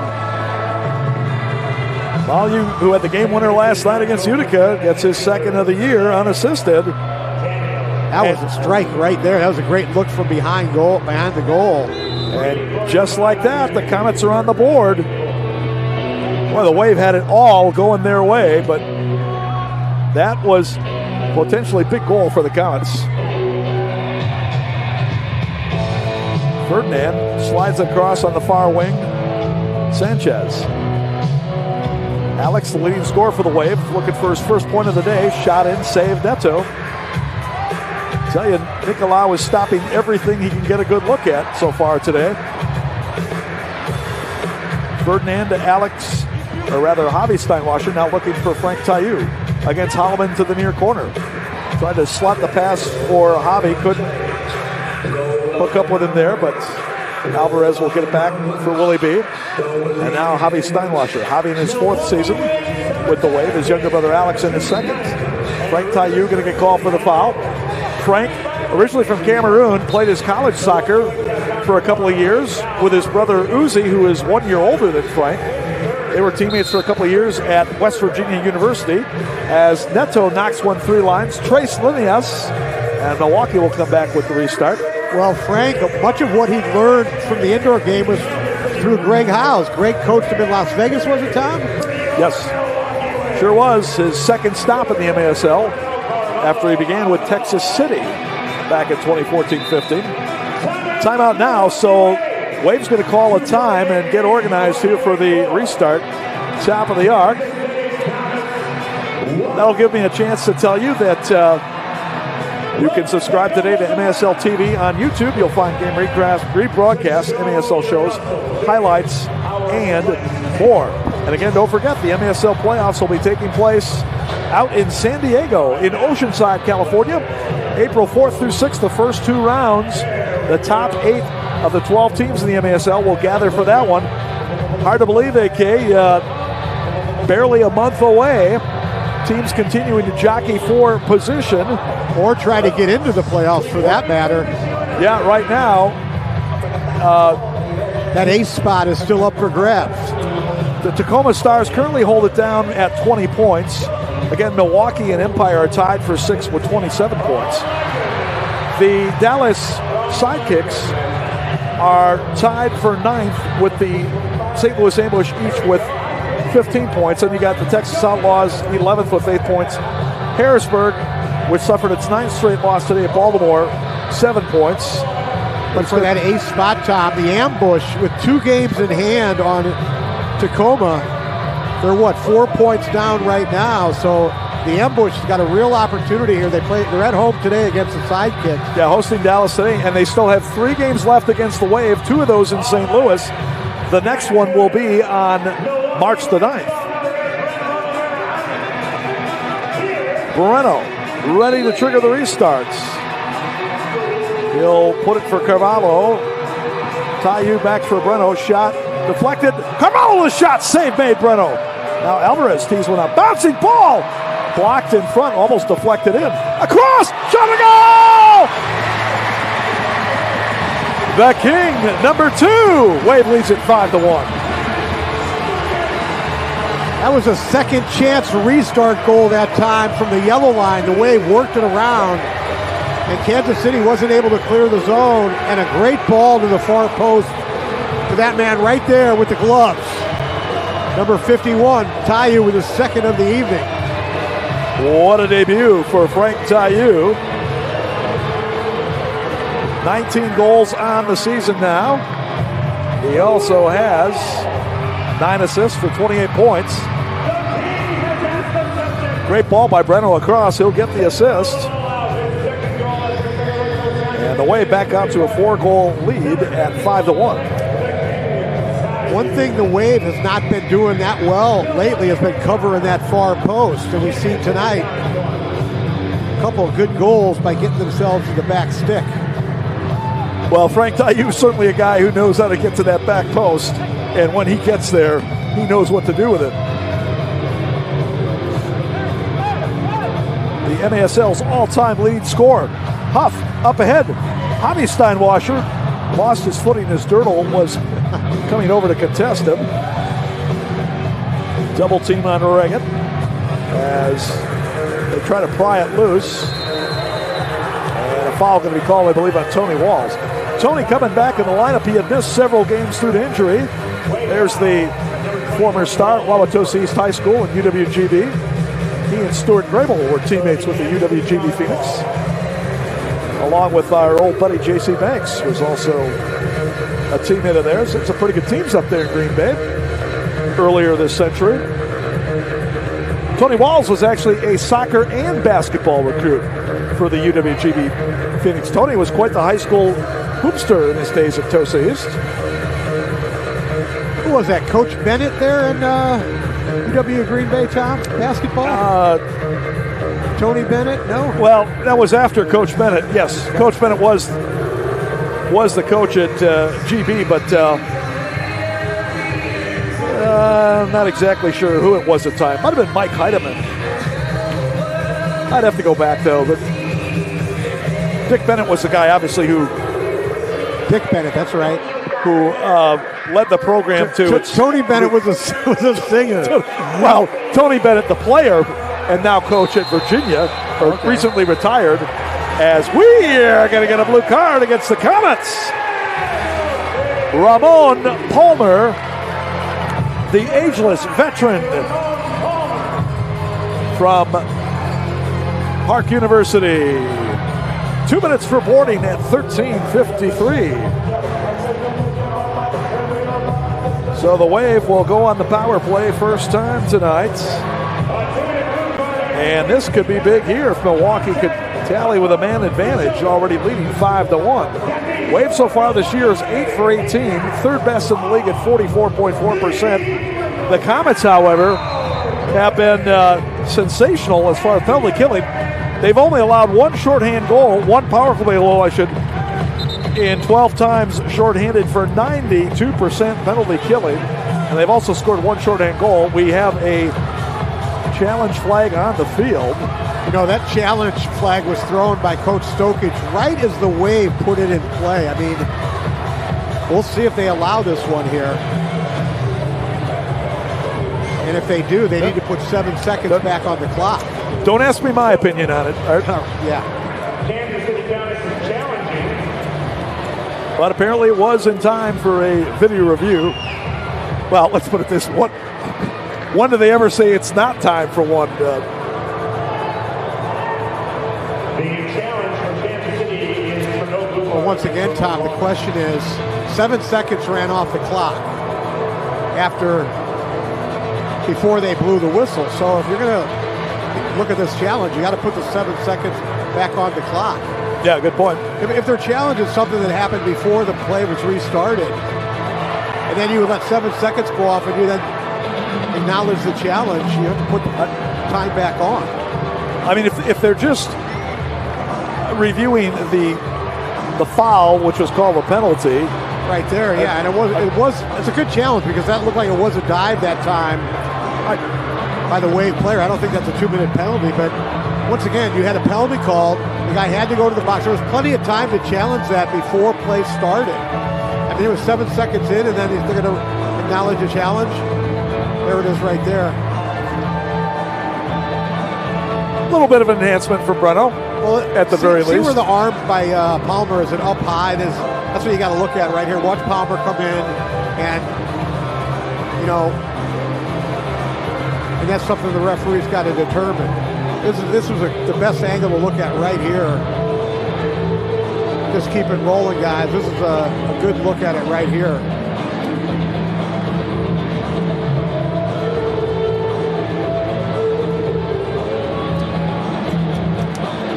The Kansas City Comets, following today's game, they will go to Chihuahua for a big game against the first place standing and two-time defending champion Chihuahua Savage. That'll be Friday night in Mexico. And next home game for the Comets will be on Sunday, March the 9th, when they host the San Diego Sockers. So the Comets, right now in a tough part of their schedule, here today against the Wave, at Chihuahua Friday, and Sunday hosting the Sockers. San Diego having a great season as well, 14-3-0, 39 points. They're third in the league standings. So coming into today's action, Chihuahua, Kansas City, San Diego, Baltimore, those are your top 4. Utica in 5th, Wave and Empire tied for 6th. Empire again will be hosting the Texas Outlaws a little bit later on today. Wave tied for 6th with Empire, and then the Tacoma Stars at 8th in what would be the final playoff spot. Tacoma losing 8-5 last night in Tacoma against the San Diego Sockers. Well, the referees do a nice job. They don't allow the challenge, and then they reset the clock back to 1:07. So well done that time by Kyle Trimble, the head referee.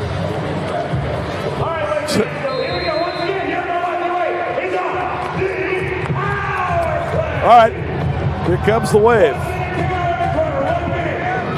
Leading by 4, and trying to see if they can extend it. Javi Steinwasser sends it across, far side. Sanchez can't get the shot. Brennan with a drive off the frame, rebound, follow! They score! Mad Max beyond the Thunderdome. Wave leads it 6-1. Didn't take long for the Wave power play to convert there. Good ball movement, great strike. And then there, that man, Max Ferdinand, right there at the far post to collect the rebound. His 5th of the season, Max now with a goal and an assist tonight. And he's got a total of 19 points on the year. Unlucky for Neto. Watch it again right here. Good save that time. He parried it off the goalpost and it came right back to Ferdinand. Should be Breno on the assist. So he's got a couple of assists now. And it's 6-1 Milwaukee. Wave gets it back after the KC kickoff. Huffman, Grable, trying to get past the defender, and he's chopped down by Mijatovic. Good restart opportunity here late in the first half, and the Wave would absolutely love to convert this one. Can never have too big a lead against the Kansas City Comets in this league. Stefan Mijatovic, in his second game with KC, he made his debut for them last night at home against Utica. Prior to that, his last game he played here was for the Tacoma Stars back on January 18th.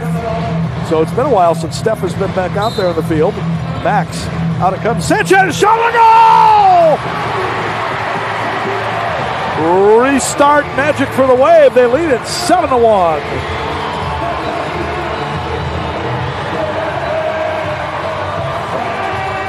That's a huge goal for Milwaukee. And they are all over Kansas City, who came in here with an 8-game winning streak. But this first half, it's been all Milwaukee. This time on the restart, Ferdinand to Sanchez, and Nicolau Neto has been bombarded this half. He's played pretty well, actually, but no chance that time. Sanchez with his team-leading 19th goal of the season. Still among the league leaders, which is topped by Kelvin Oliveira, who has 29 for Utica. Carvalho knocked down. Quick restart by the Wave with 27 seconds to go, but they're going to make him reset. It has been a frustrating first half for Zach Reggett and the Kansas City Comets. Zach has had some great games here. Cheered on by his following that usually comes up from Kenosha. They got another nice turnout today of fans. But it's not happened for him and the Comets thus far today. Still got another half to go after this.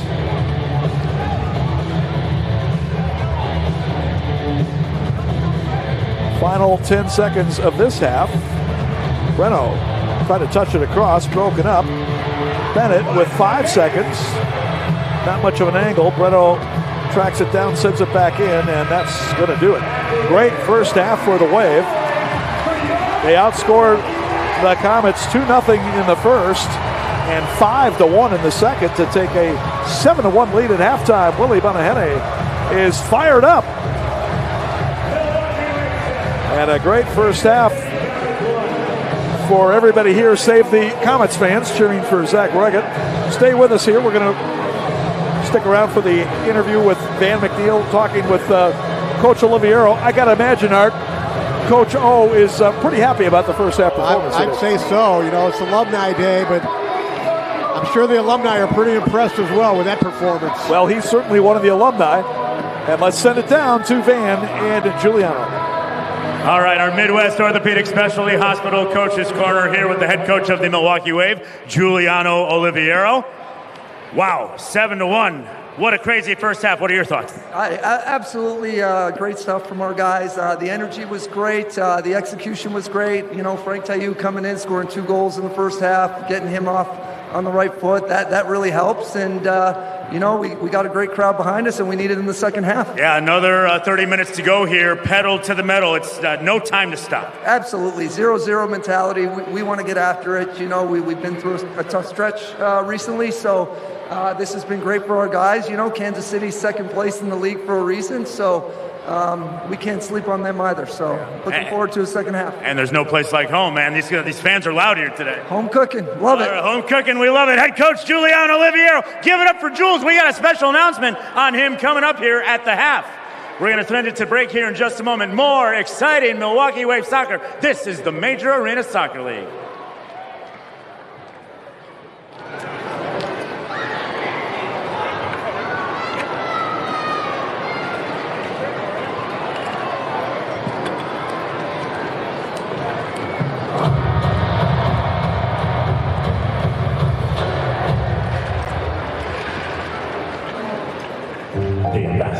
Milwaukee's landmark Art Deco Hotel is the official hotel of your Milwaukee Wave, and the perfect place to meet up with family or friends before or after the game. Hey, I see the whole band here. Are you guys going to take the shuttle down to the game? Love it. Enjoy free parking and shuttle service to and from Panther Arena 49 before the game. The Ambassador, the official hotel of your Milwaukee Wave. The ladies behind me are students of West Bend Dance over in Washington County.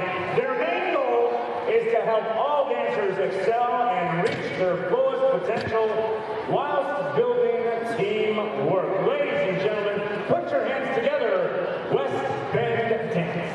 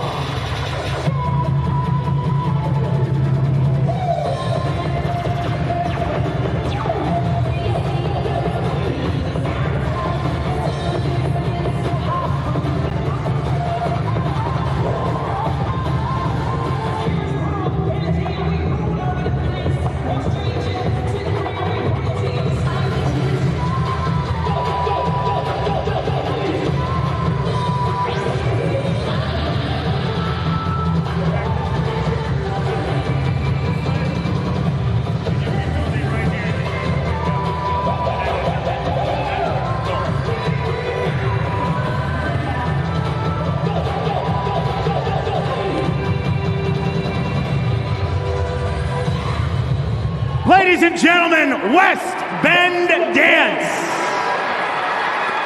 Thank you, ladies.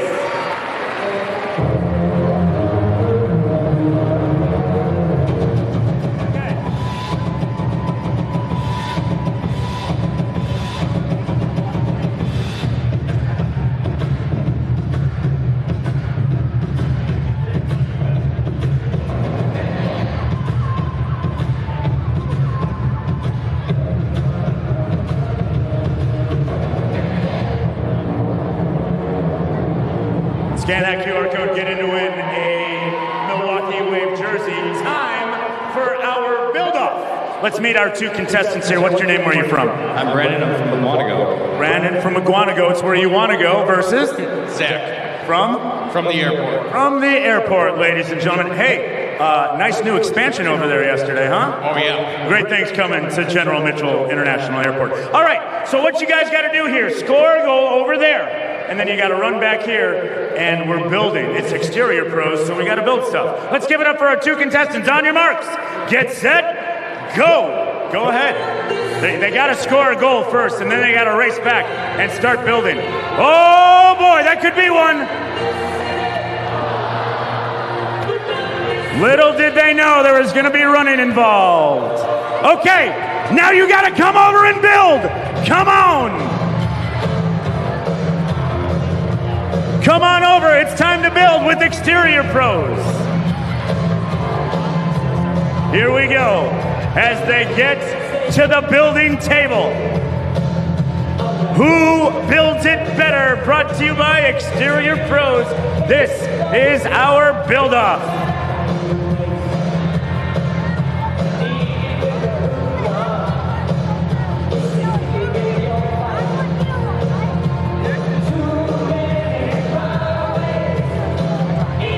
I don't mean to put the pressure on. 15 seconds.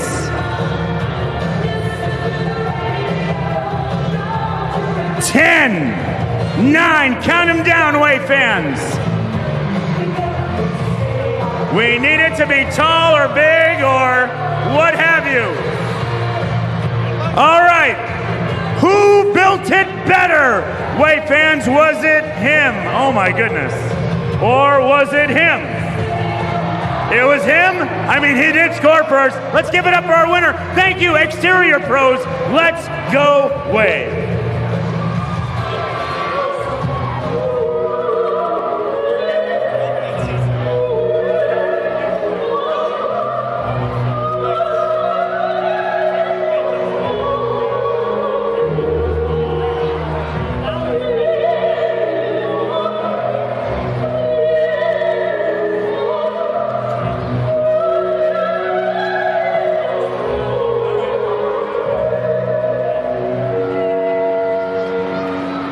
It's time for the Nuff Nuff Middle Eastern Grill Camelback race.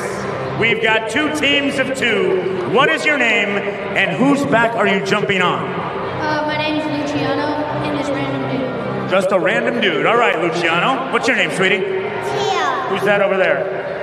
Matt. That's Matt. Hi, Matt. Okay. Alex. And who's that over there? Dave. Alex and Dave. And lastly? Weston and? Who's that? Yeah. And Rock. All right, so what they're going to do, are they going to race over here to their contestants.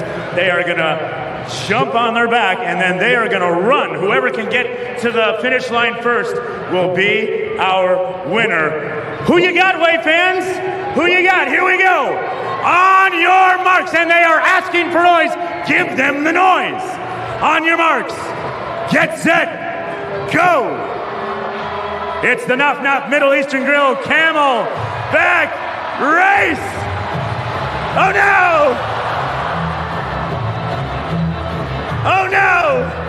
Oh no! Are you okay, dude? Give it up for all of our contestants. Thank you, Nuff Nuff Middle Eastern Grill. He's okay. He's okay. Oh, Luciano. Oh, random dude.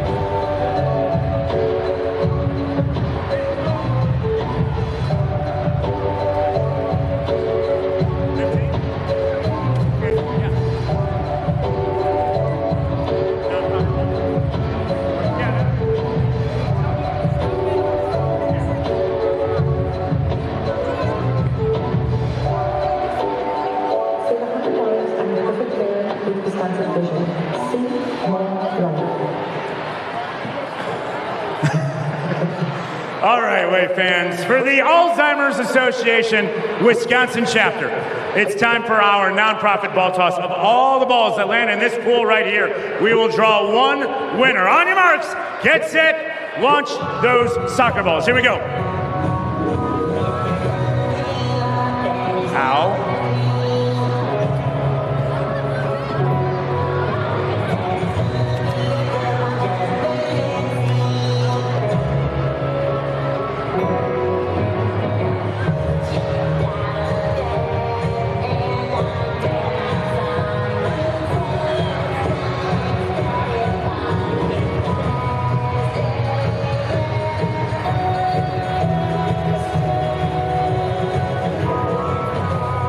Ten, 9, 8, 7, 6, 5, 4, 3, 2,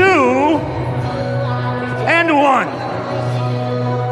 All right, of all the balls that have landed in this pool, we will draw one winner right now. Brad, pull the winner. Here we go. Tonight's winning ball is number 1571. Congratulations. Thank you to PNC Bank, the Alzheimer's Association Wisconsin chapter. That's how you do the nonprofit ball toss. Let's go Wave.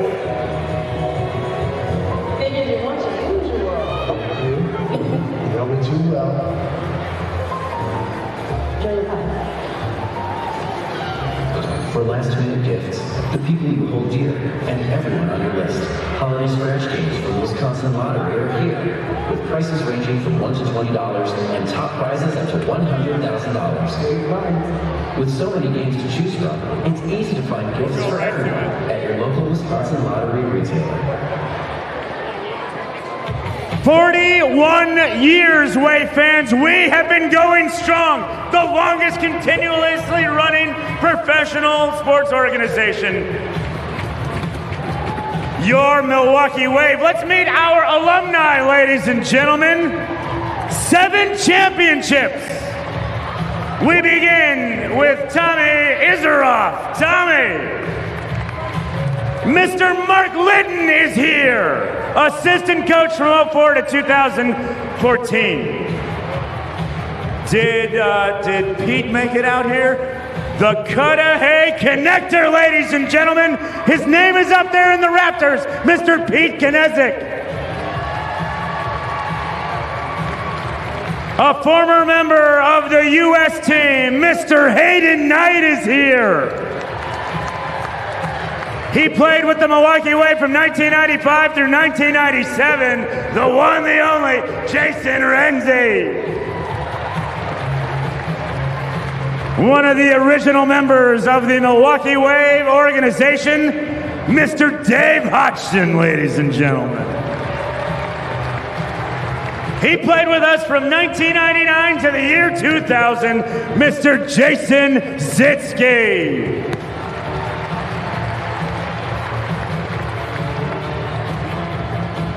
The equipment manager back in the day, and our buddy Larry Sales, right-hand man. I mean, what didn't this man do? The one, the only, Brian Moose Cook. Thank you, Moose. Moose. And Moose Crichton, head coach, has made it here. He played with us from 2000 to 2007, the one and only Johnny Torres. And then the Milwaukee Wave's all-time leading scorer who continues to do great things here in our community, Mr. Michael King. And then lastly, not lastly, Steve Au. How are things, Mr. Au? Very good, thank you. Great to see you, Steve. Mr. Steve Au, ladies and gentlemen. And as the players come back here, the voice of the Wave and former assistant coach, they're up there in the broadcast booth. They are just as much a part of this team as anybody else. Mr. Tom Wynn and Art Kramer. Art Wynn and Tom Kramer. Tom Wynn and Art Kramer, yes. You know what I mean. How about a nice round of applause for all of our alumni, ladies and gentlemen.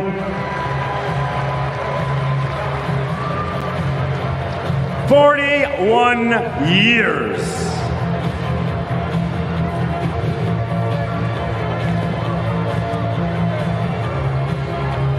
As the new players welcome our legends.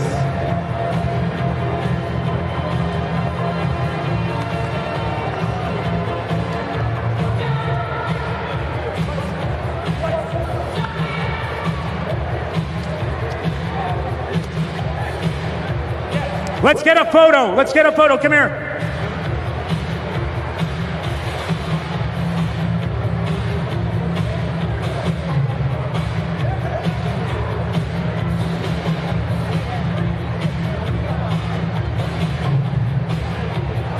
Okay, your Milwaukee Wave alumni, ladies and gentlemen.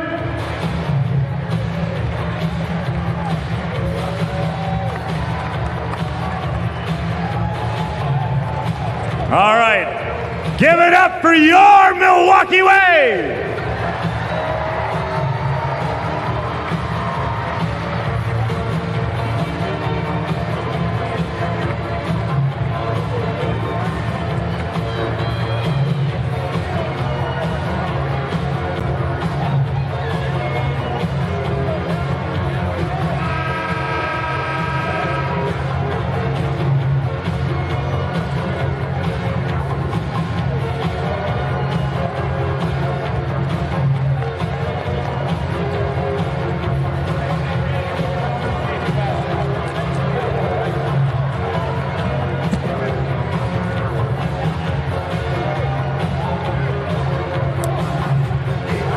Just about ready to start the second half of action here from Panther Arena in Milwaukee. The Milwaukee Wave leading the Kansas City Comets 7-1.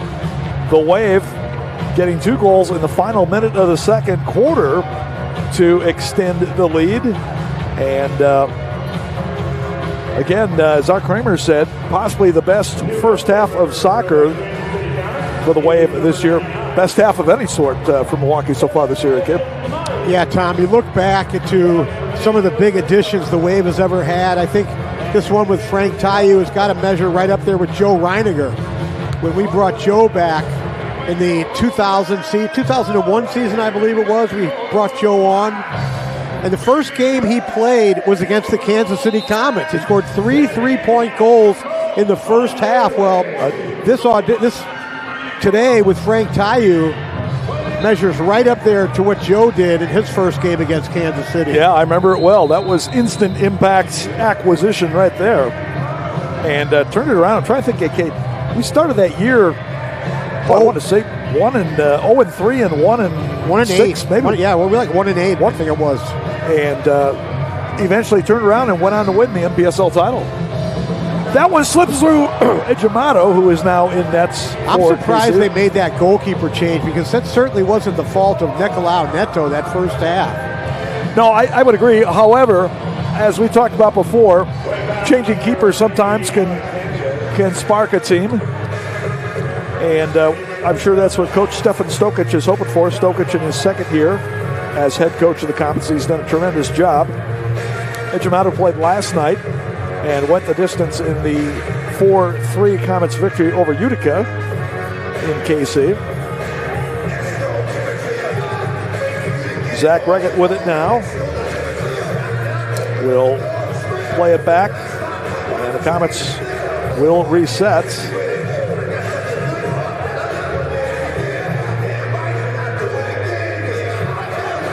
Michael Lennis, number 29. Native out of Weston, Florida. He'll take a long shot. Will he be there to parry it away? Alex Steinwasser up ahead and eventually draws the foul, I think, from Nathan Girdle. Got called for the foul. Shots on the goal in the first half. Milwaukee 24, Kansas City 6. Way with a 13-4 advantage in the second quarter.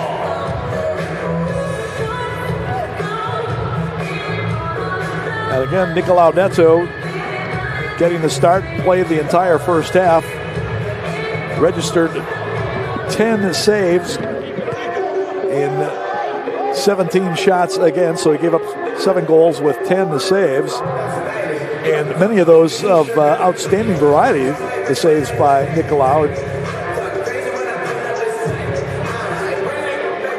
Wave probably could have had another couple of goals if it weren't for some good work back there by Neto. Foul going to be called on Javi Steinwasser.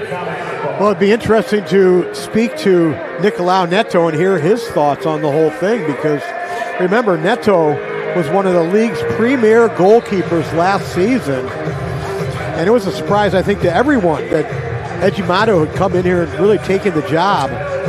And credit to Ejimato, because he has played outstanding this year, and to be able to get that number 1 job was quite an accomplishment, to say the least. Well, as you recall, Nicolau was physically not 100% to start the year. That gave Ejimato the opportunity. But as you said, Art, when he was given the opportunity, he responded. Ejimato, the second-year goalkeeper out of Minneapolis. And he's had a great year. Leads the league in goals against average at 4.03. Leads in save percentage at 76%.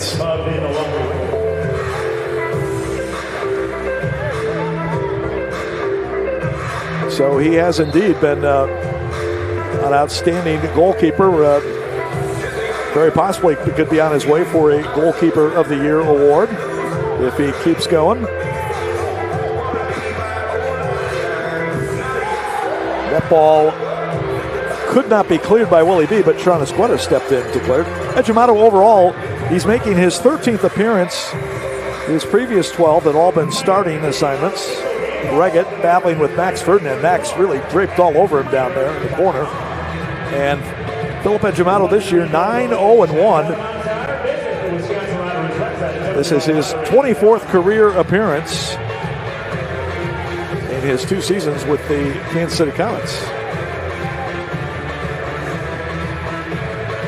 So right now, the Wave holding the fort to start the third quarter.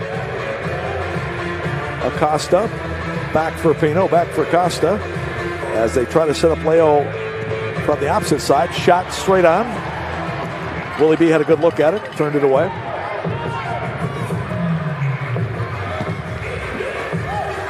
If you're Stefan Stokic, you want to be telling your guys, we got to just chip into this lead. If we can get it to maybe 7-3 or 7-4 by the end of the third quarter and go from there. This might be the most extended possession that Comets have had so far today. Alex Steinwasser knocked it away, fouled by Reagan.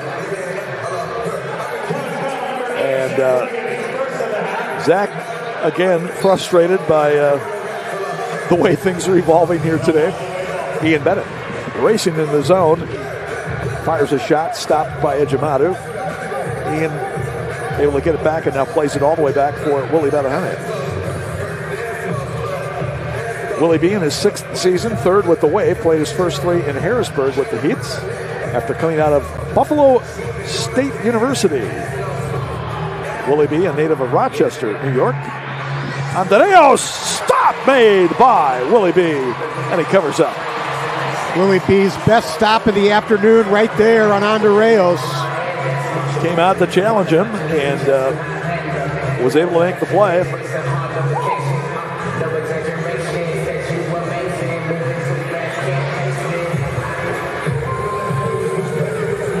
Ball dumped long, Frank Tayou. Nice first half debut for Frank.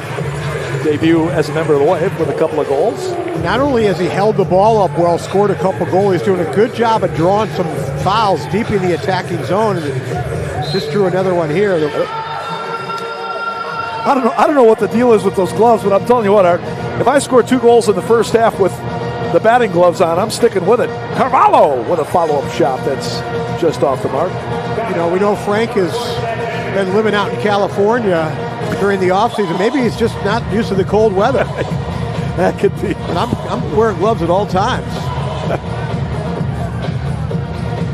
Ian Bennett cut off by his ex-teammate Chad Vandergrift. Chad and Ian were teammates here for 4 seasons, going back a few years ago. Chad moved on to play with Florida, and now with the Kansas City Comets. Tropics, of course, are no more. The old Florida Tropics. Well, you look at Vandergrift, Pino, Mijatovic, and Nacho Flores. You got 4 very good defenders in the back there. Nice pieces to have. 4 veteran guys know what they're doing back there. And DeBray Holloman's been around for a while, too. It's funny to say that, right? We remember with DeBray when he was just a little kid. Yeah, his father, LeBaron, was a long-time indoor player. One of the nicest guys you'll ever meet, by the way, LeBaron Holloman. Good player, good guy, and got a pretty talented son. Been in the league now for 9 seasons. Frank, 3-on-2. He'll lay it off far side, and the attempt by Alex Steinwasser off the mark, but we got a foul called. Hopefully Alex is okay. Leaping effort at the near post, and he crashed in there pretty hard, but hopefully okay.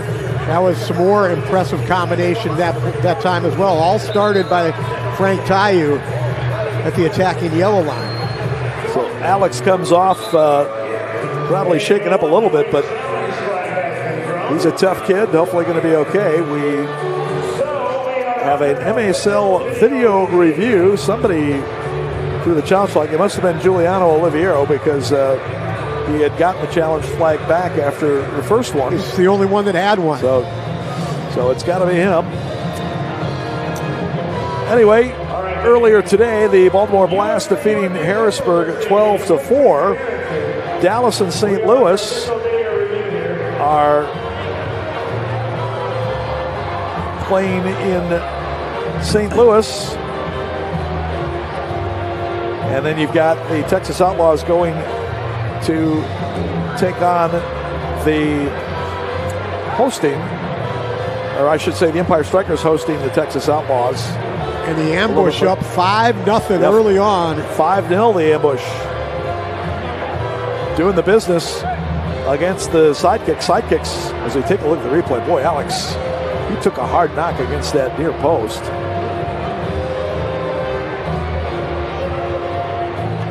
As I said, the ambush with 2 games in hand on the Tacoma Stars, and just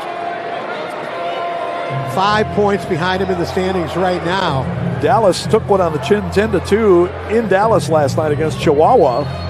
So maybe they're still trying to recover physically and psychologically from that one, but the ambush putting it to them already. And in fact, the ambush have scored again, I believe. At least they list 6 goals for St. Louis on the score sheet. Colin O'Keefe, who just was acquired by St. Louis from Dallas, got a goal now for the ambush. Giuliano winning another challenge here. The Wave's going to get a restart at the top of the arc. Derek Huffman on the ball. He's got Carvalho on the other side. Now Alex Sanchez will circle around, offer Carvalho. Shot in is blocked. Carvalho thought there was a handball. Sanchez follows, and he drives it off the top of the glass, out of play.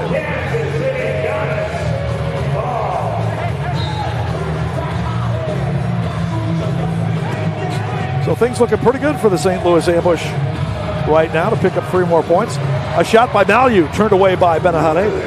Danny Malyu, the only goal for Kansas City in the first half. He'll get another crack at it and deflect it away. Malyu, the native of Santiago, Chile. We saw in the first half on that goal he scored, he can strike a ball. That was a Bombosa that he scored on back in the second quarter.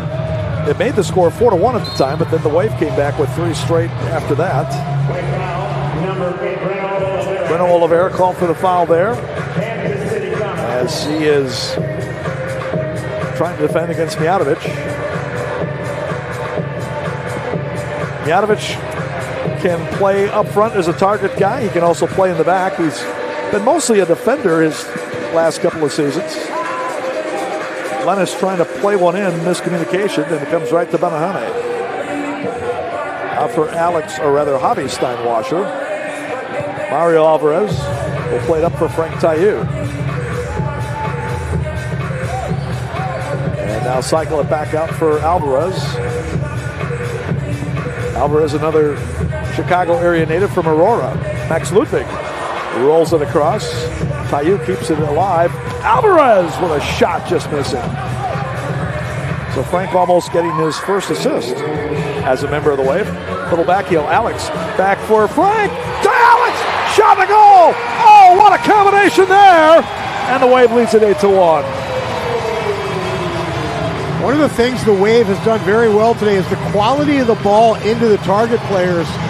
In the past couple games, it's been all high balls coming in, but this time we're playing nice balls along the carpet that the targets can handle. And watch this ball into Tayou.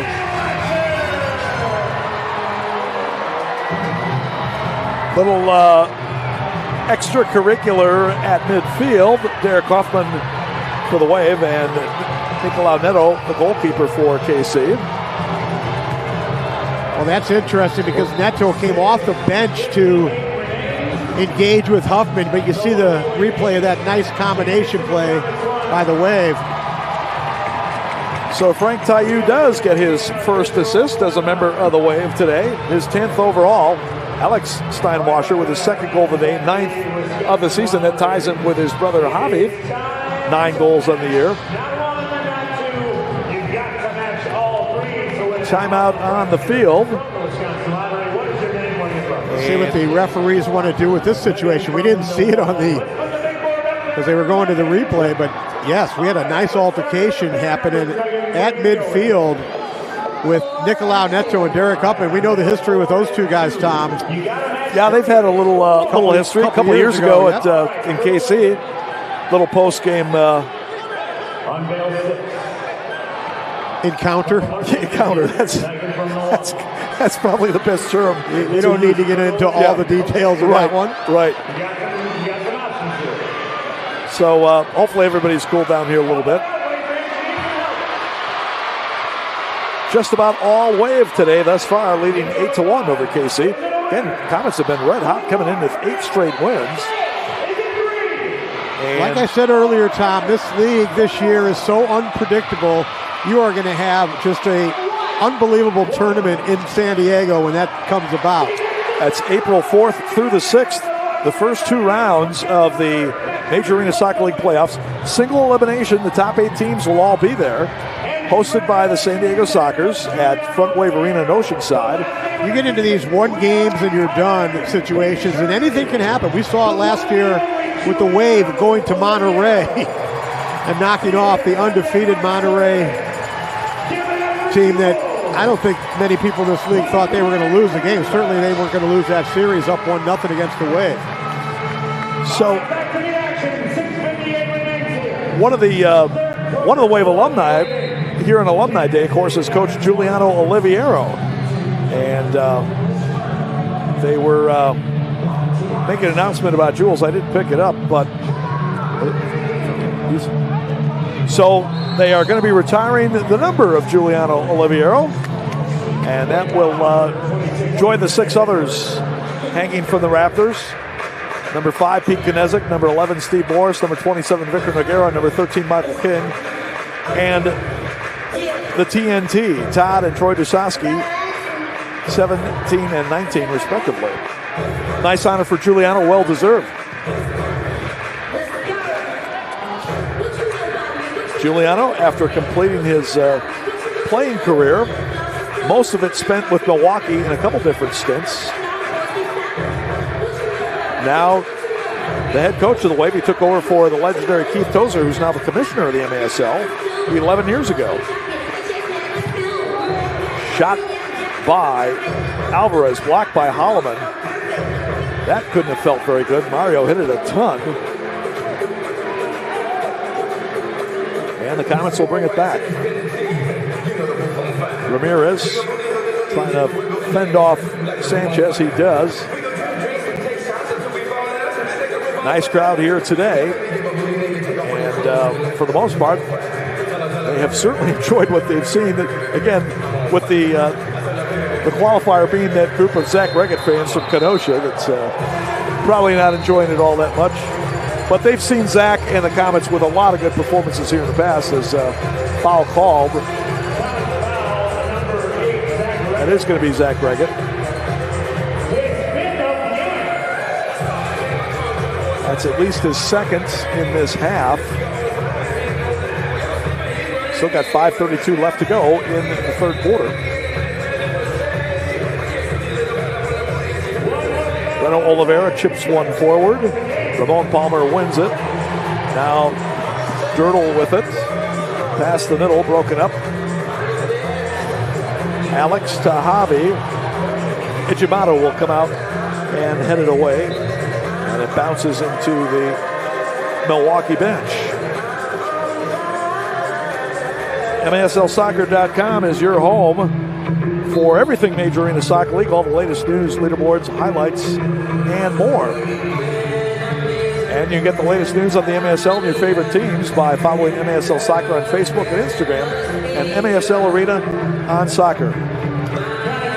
Once again, MASL playoffs taking place in San Diego, April 4th through the 6th. Go to sdsoccers.com for tickets and information. The Sockers will be hosting the first two rounds at the brand new Front Wave Arena at Oceanside.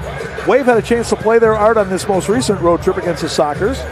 And talking with some of the fellas before the game, they said, yeah, that was, some key experience getting on that turf. It's a brand new turf in San Diego. In fact, that was only the second game played on it. So at least the Wave had a little bit of experience playing on that turf heading into the postseason. Yeah, I thought they played really well in San Diego on that new turf. And not so sure what they thought about the white penalty area. Yeah, I don't think they thought much about that at all, as that one is up and out. Well, I thought Ian Bennett made a good point when I was asking Ian about that before the game. He said, look, that's fine if you want to go with a white-colored box or a light-colored box or whatever color you want to go to, but then you need to use a different colored ball, and I thought that was a good suggestion. So perhaps the MASL can explore that possibility. Pino moving forward. Max Ferdinand takes it away from Andreas. I'd say as long as it's the same ball, it might be a different color, but you should have the same ball. Yeah, same ball, same version of the ball from Miter. Just maybe make up a couple versions with different colors to offset whatever the color of the field is.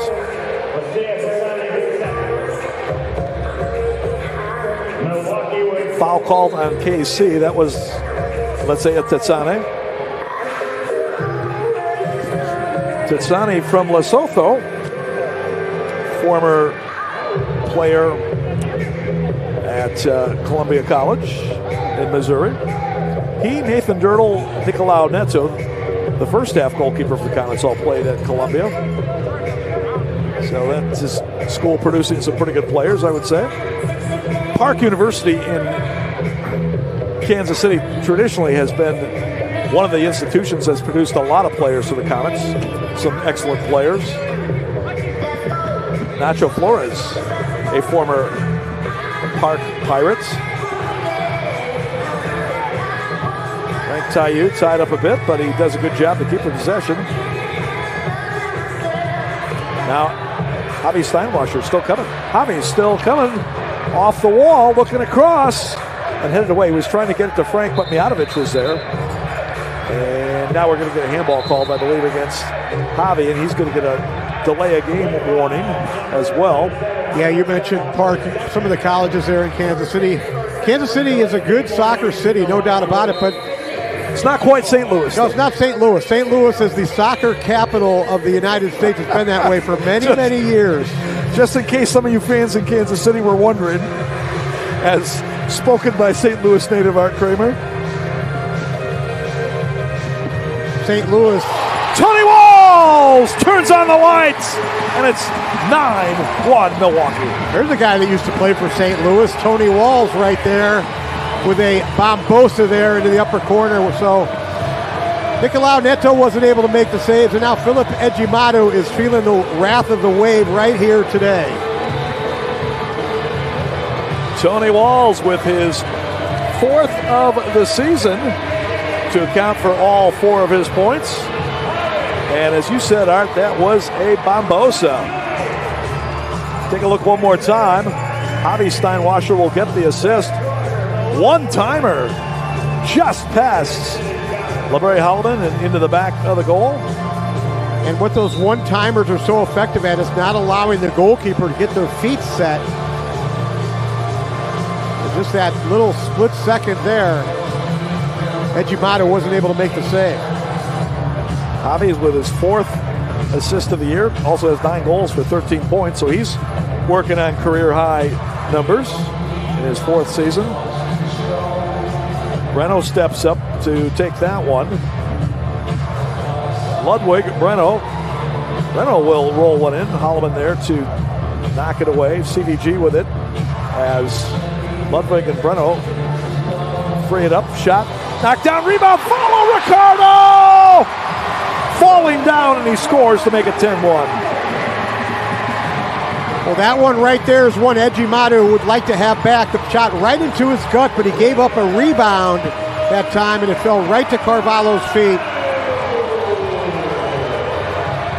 12:36, the time of the score. And Ricardo. Watch it once again right here on the replay. Look at this shot. This one's right at Ejimadu, right in his hands. Dropped it down, ball came off of Holloman, fell right to the feet of Ricardo Carvalho. Ricardo's got his 2nd of the day, his 11th of the season. If there is an assist, it would go to Breno. I'm not sure that might be unassisted since it hit the goalkeeper and then deflected off the defender. So no assist, it will be unassisted. But Ricardo with 2 goals and an assist today. Wave gets it back. Huffman to Sanchez. Well, the Wave is just flying today out there. Well, this might be a decision that Stefan Stokic looks back at and regrets. Sanchez with a shot save, Ejimadu, and a great one by Ejimadu. Ian Bennett is fouled after the rebound.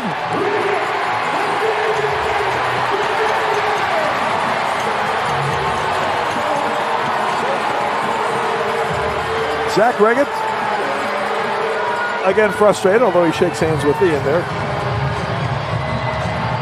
And that's it for Zach.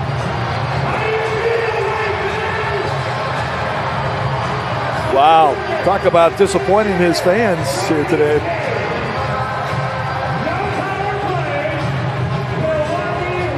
Zach Reggett with an early shower with 1:56 left to go here in the 3rd period.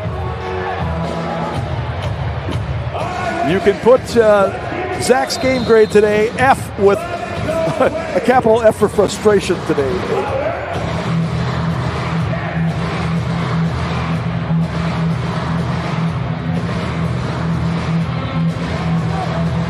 It's going back to what I was saying about Coach Stokic is you make that change at halftime time, and you said sometimes it fires up a team, but I'm not sure what message it sends to your team because the goalkeeper wasn't the problem in the first half. And this is a goalkeeper who was one of the best goalkeepers in the league, and he had only started 3 games. Pino trying to get through. He is knocked down, and Willie B is going to get called for a card. Willie B has racked up more penalty minutes than any other goalkeeper in this league so far, as this will be his 11th and 12th of the season. Well, he's an aggressive keeper. He's not afraid to come out and... No, he comes out to the sides of the box many times and challenges. Well, he did. Oh, I'm not sure. Contact I'm not sure why that's a... Yeah, he got to the ball first, and there was hardly any contact. No, that was not the best call that time by the referees, but that's okay when you're winning 10-1.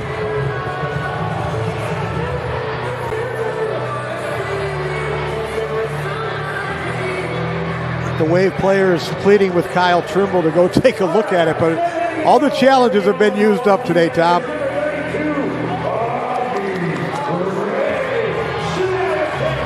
So a PK with backup keeper Augie Ray coming on to face Leo Acosta. And unfortunately for Zach Reggett, he would have had an easy goal here on the penalty Well, kick. of course, he missed the PK last night, so maybe not.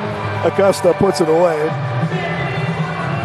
But yeah, I got to agree. Odds are he probably would have converted.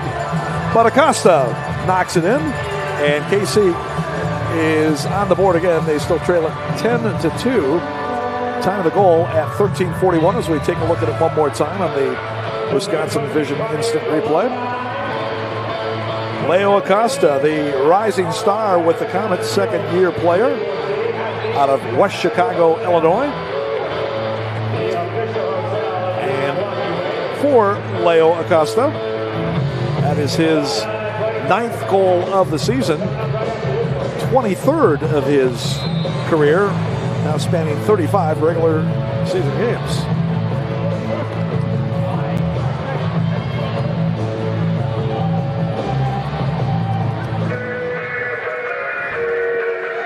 Mijatovic nudges ahead to Acosta. Down the middle, Ramon Palmer fouled after the play. I don't know if Ramon was shooting or passing. It looked like he had a great chance to shoot, but he was inside the middle of the penalty area. Looked like he tried to dish it off to the right, and then he was fouled after the play, after the pass. So, free kick for the Comets as they've got a great chance here to get another one.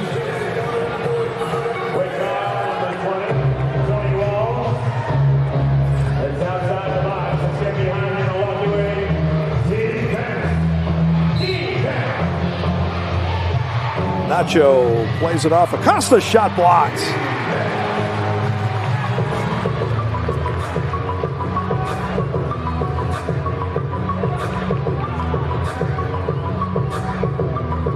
Final 45 seconds of the third period. As Mijatovic controls out high.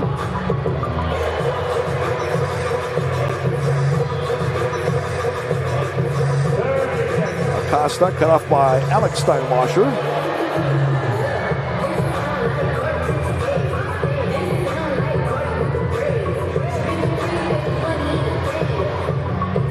Acosta gets it back from Mijatovic.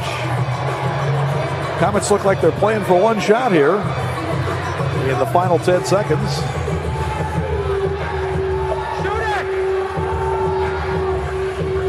Acosta launches up. I don't think they were playing for that one.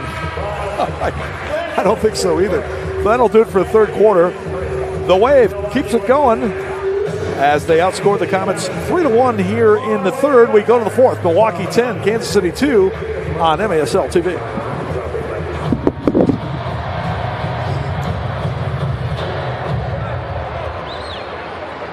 Hey, Milwaukee, hit the lights. Great moments are born from great opportunity. You all know what you have to do. Forget about the crowds, the size of the school, their fancy uniforms. No one comes into our house and pushes us around. Unleash the fury. If you put your effort, concentration, and the playing to your potential to be the best you can be, I don't care what the scoreboard says. At the end of the game, in my book, we're going to be winning. Tonight, we stay and we shut them down because we can. That's the right, guys. This is our part. That's right. He's right back to these guys. I want you to get out there. Unleash the fury. I want all of you to get up out of your chairs.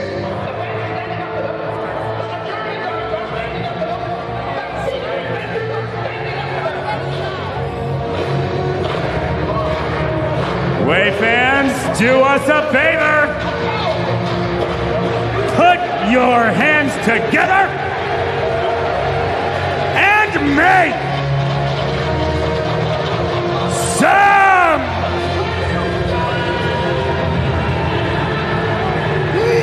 noise!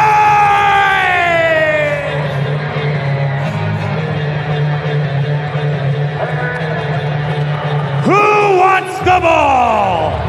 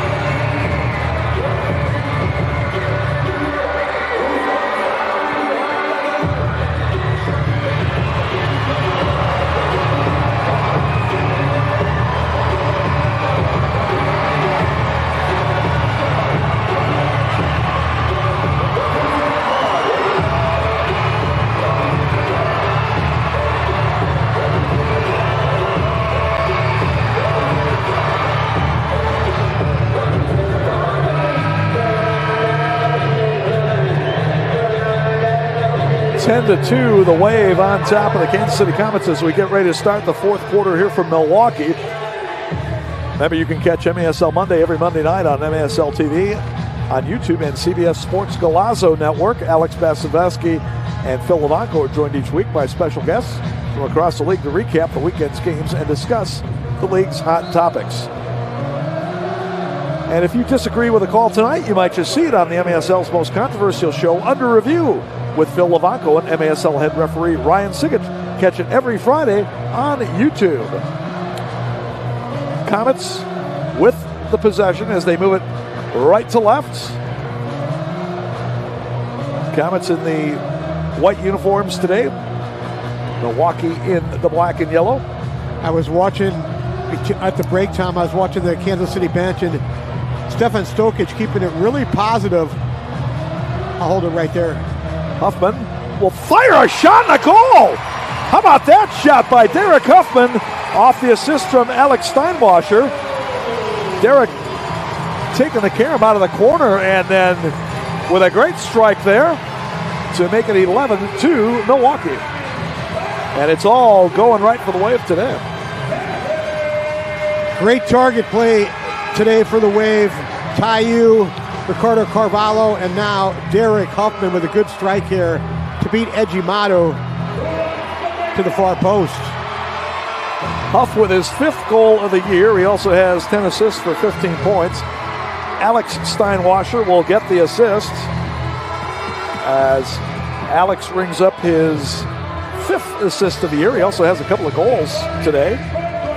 So give him 9 goals, 5 assists for 14 points. But going back to Stefan Stokic's time, I was walking in the break and very positive. We know Stefan, he's an extremely emotional guy. I really think he's arguably the best coach in the league. I like Stefan Stokic. And one of the things, you see sometimes coaches get upset and they're, teams getting beat by 9 or 10 goals. He was extremely positive, slapping 5s with Neto and Ejimato. So I like what Stefan Stokic is doing right here psychologically with his team. Wave trying to make it 2-0 against the Comets with these first 2 games in Milwaukee. However, we still have one more to go at KC during the regular season. That will be on Friday night, March 14th from the Cable Dahmer Arena. And I'm sure the Comets will be revved up and ready to go for that one. Again, that's a makeup game for a postponed game earlier this season.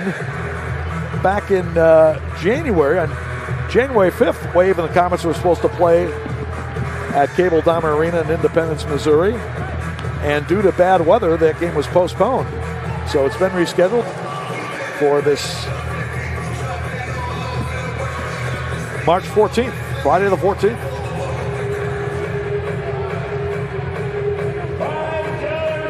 Well, the big one for the Comets is their next game, Tom. They go to Chihuahua on March 7th, and that game has a lot of implications on it if Kansas City wants to take over the top spot in the league.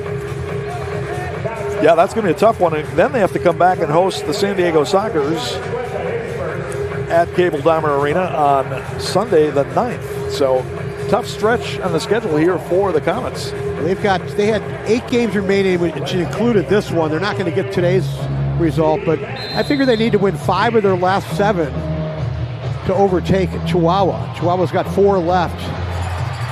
Nice defensive play there by Breno to dispossess Mijatovic as he was getting ready to shoot. Katsani in the box trying to get a touch on it. Flores also battling, and he comes away with it for the Comets. Chihuahua's got 4 left, Tom. They got 2 against Harrisburg, but then they also have San Diego and Kansas City. So if you figure either San Diego or Kansas City can knock them off, that gives them 3 wins. They would finish with 44 points. Sorry, 54 points, Tom. Kansas City right now with 41, is that correct? That is correct. Yeah, I figured they need 5 of their last 7. That would put them at 55, 1 ahead of Chihuahua, if Chihuahua only wins 3 of their last 4. So still a chance. Yeah, and San Diego's still in there too. I mean, they're more of a long shot than Kansas City is, but Willie B making the stop on Danny Tayou. Tayou looking for his second goal of the game. Those are really your top three. Sockers, of course, will be hosting the first 2 rounds in San Diego, so things looking very good for them, where they are undefeated at the new arena in Oceanside. However, I still think you got to put an asterisk on there. They probably should have lost the first game they ever played there against Utica. And that was a tough challenge there late in overtime, or in overtime actually it was. After Utica scored the game-winning goal and they overturned it on a very dubious challenge, I thought.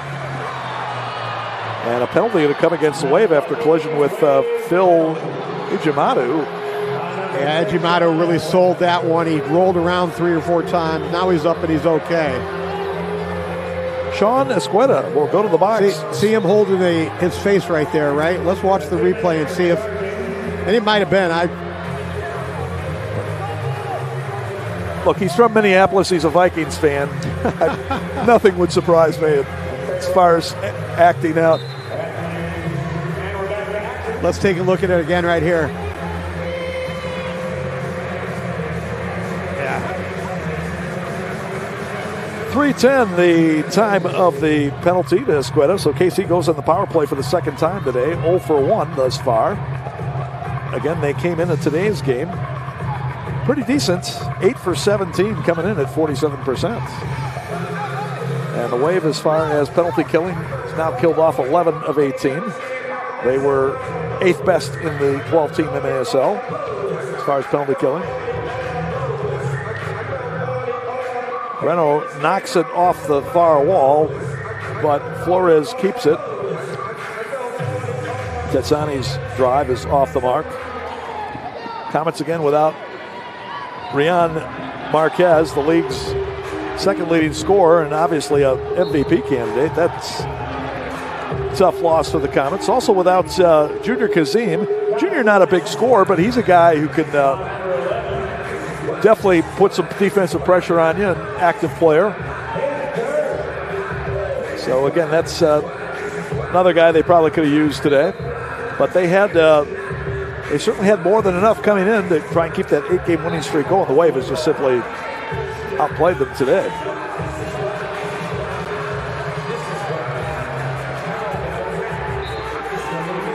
So in the playoffs, the top 2 seeds will play on Friday night, 1 against 8, 2 against 7.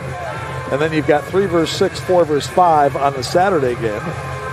So one of the advantages of, if you're in the top 2, if you can win the opener, then you get a day of rest. If you can win the opener. Yeah, there's, You want to go and face Empire right now as the number 7 seed possibly? No, that'd be a tough matchup. Yes, it would be. For anybody. Yeah. No, absolutely, I agree with that.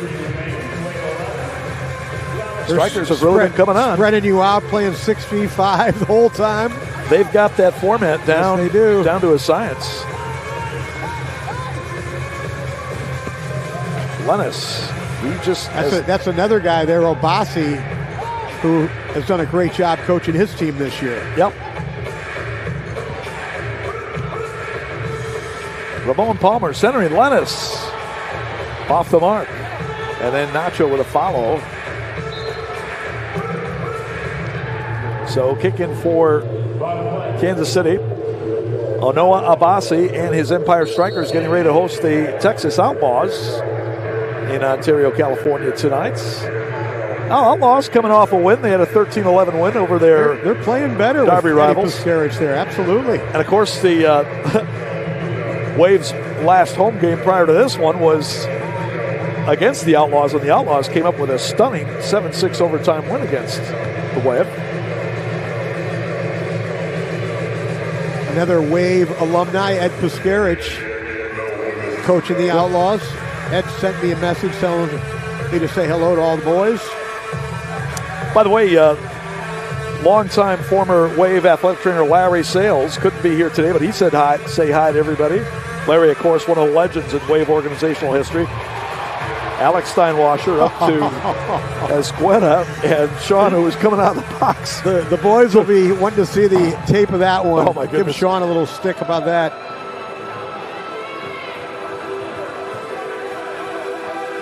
Less than 9 to go. Sean's already got 2 penalties. He picks up a third. He gets a red card. He'll be commiserating with Zach Reggett. He's lucky he didn't get a penalty there for tripping himself. Zach was excused late in the third quarter when he picked up his 6th personal foul. So in the MASL, you get 3 personal fouls in each half before a blue card would be assessed, but you can collect no more than 6 for a game. And Zach had 3 in the first half and 3 in the second. And, he's got to be disappointed, certainly, coming back to play here in Milwaukee, where he's always seemed to play well. He always gets a pretty good group of fans behind him. But I'm sure this will not go down as one of his more memorable moments. Let's see, I'm sure he's already probably into a second refreshment about now, Tom, so he might not be too disappointed. Well, maybe getting together with some of the fans here, some of his Kenosha fans after the game. Zach and this man right here, Ian Bennett, were teammates for one season with the Florida Tropics. Frank Tayou from Ian Bennett. The 2 legendary icons team up for that one. It's 12-2 Milwaukee, and it's a hat trick. A hat trick for the King. Is that a crown trick? Well, it only took Joe Reiniger a first half to score a hat trick, so come on, Frank. Took you almost the whole game to get this hat trick.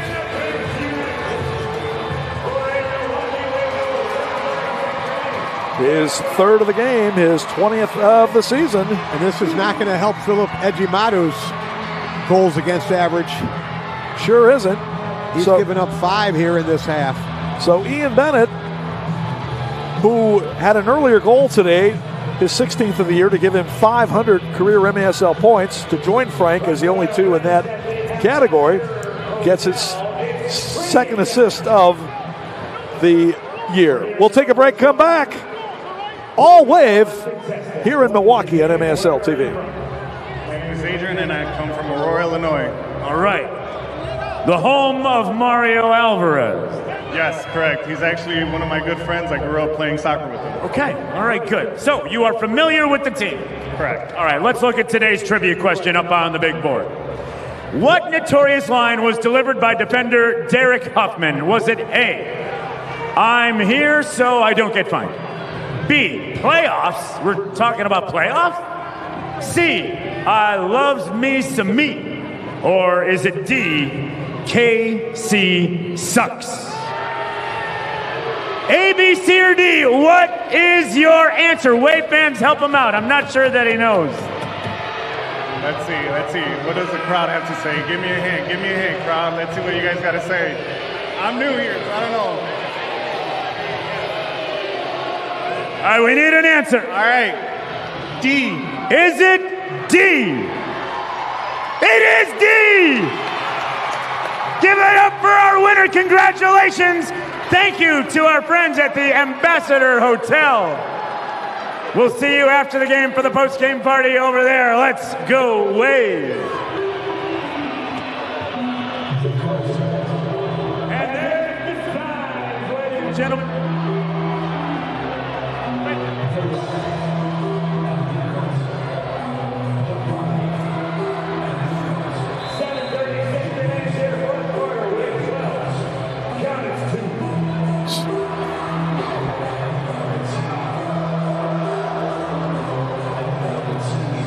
Kansas City with the possession as they trail it 12-2 with just over 7 minutes left to go in this first half. Well, second half time, not first. Second half. Yeah. The Wave had dropped 5 of its previous 6 couple of tight ones in there as Ricardo Carvalho was dumped. Actually, I would say of the 5 losses, they probably had a decent chance to win 4 of those, but certainly looking for a game that would kind of get the confidence rolling again, and I think they got it here so far today.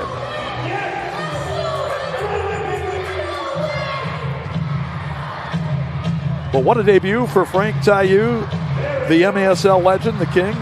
Hat trick and an assist today. And there's nothing like having a big game in your first game with a team. Takeaway here, 3-on-2 with Bennett. He'll lay it off Max Ludwig. Back for Ian. Tried to touch it over for Huffman, but couldn't make the connection. Here's Danny Value back the other way. Off target. Andreos will get it.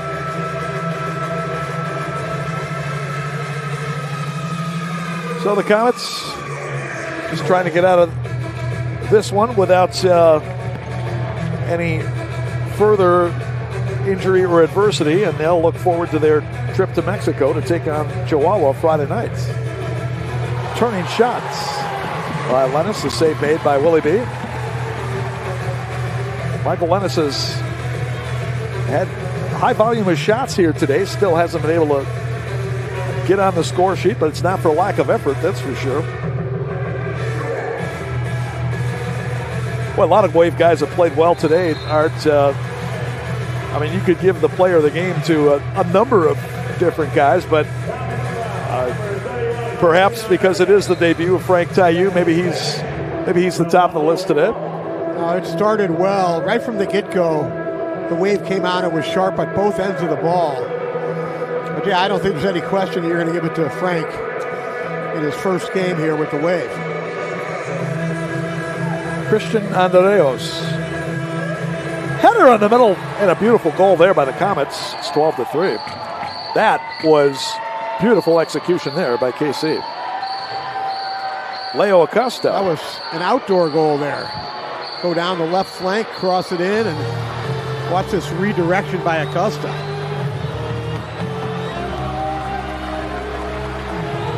And that will finish the game for Willie B. Augie Ray coming in to get a little work.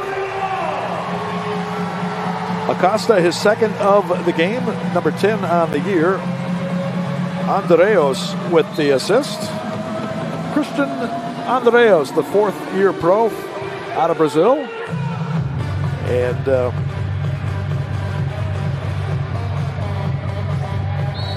the Sao Paulo native, Christian Andreos, with his 4th assist of the year. He's also got 8 goals for 12 points. So nice job today by Willie Bonahene. He'll take the rest of the day off with Augie Ray coming in to spell him for a few minutes.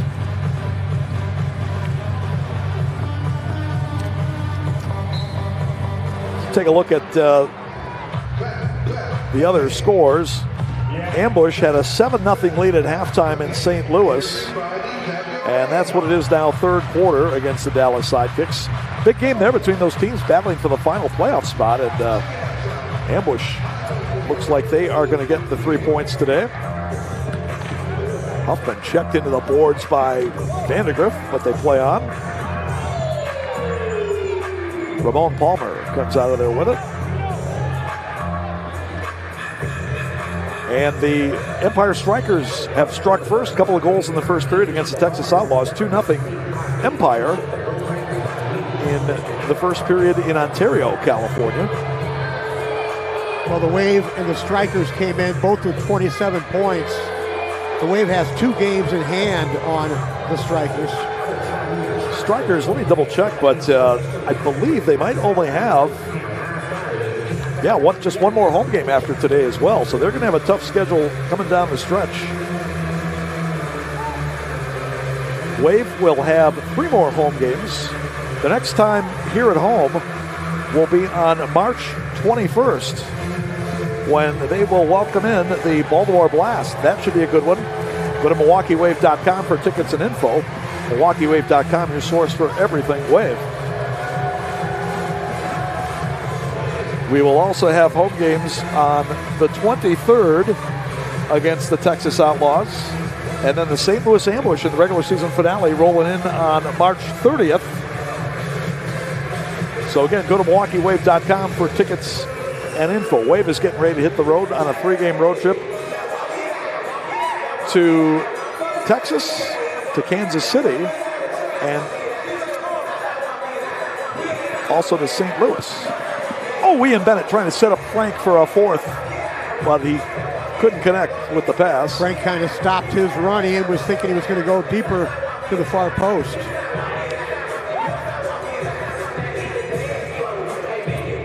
I'll tell you, Frank has fit in pretty seamlessly here for his first game. So hopefully, as they get a little more experience playing with each other, that will eliminate some of the miscommunication issues. Foul called as Breno got put down. Breno's had a nice game today. The fourth-year pro out of Grace College in Indiana, originally from Brazil. There's Breno, second year with the Wave. He's come back very well off surgically repaired knee from last year. Fires that one just high over the frame. Ian Bennett against his former teammate Chad Vandegrift. Wall ball headed away by the Comets. Chad, the St. Louis native, dumps it ahead. Andreos tumbling down, and eventually Augie Ray got it.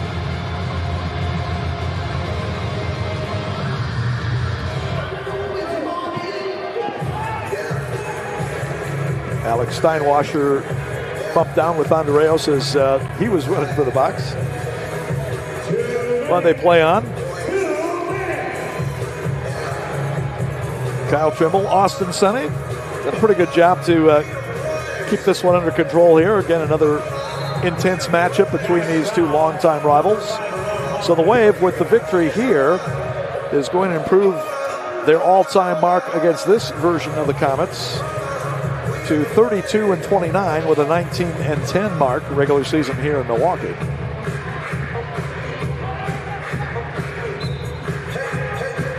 Minute 50 left to go.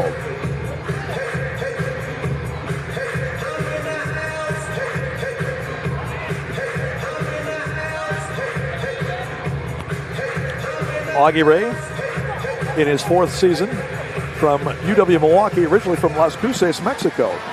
Escueta centering, Tayou, number 4, 13-3. Frank is so calm on the ball. That time, Escueta gets on the score sheet as well with an assist to Frank. Number 4 for the big man. And we have a blue card being issued. Let's see what this is about.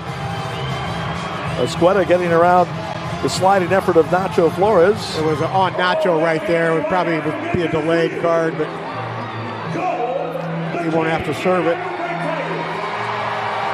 Frank Tayou, his fourth goal of the day as he continues his impressive debut for the Wave. So that'll wipe out the penalty that would have gone against Nacho Flores.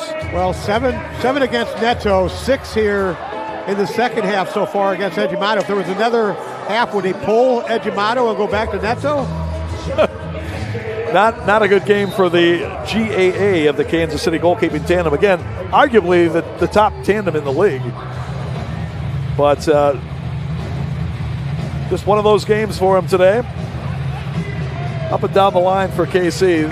This was a tough one. Well, that's why I was saying it was kind of questionable to pull Neto, because you had the hottest goalkeeper in the league in Edgimato, and now you're going, well, what's this do to his confidence?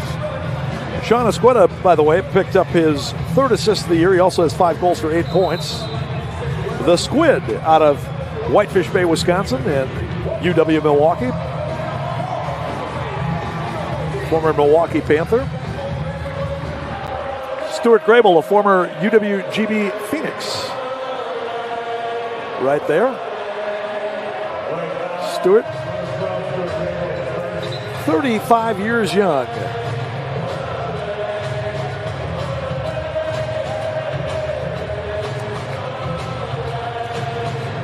And another delay here as Kyle Trimble is going over to talk with the officials in the box, not to mention Scotty Fellows, the scoreboard operator, talking about alumni, Wave organizational alumni. Scotty Fellows, another one, AK. He's been down there for years working that scoreboard. His family, long-time Wave fans and supporters. He's still working the scoreboard, Tom, so technically he's really not an alumni, right? I mean, he's future alumni. He'll probably be here a long time after you and I have departed. Still talking things over. See Hobby Steinwasser and LeBron Holloman. 61 seconds left in a 10-goal lead for Milwaukee.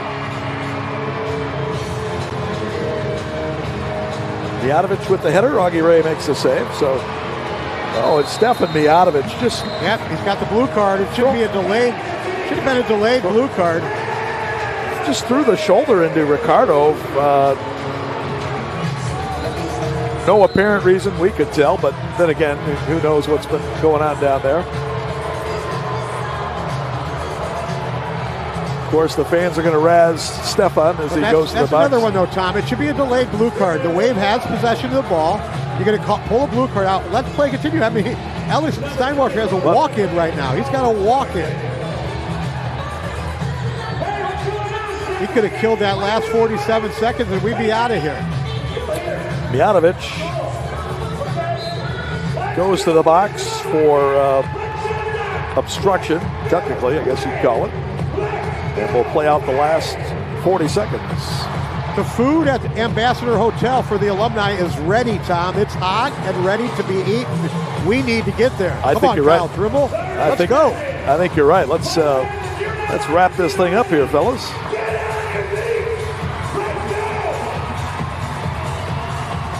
$20 seconds remaining. Wave on the power play to finish this one up.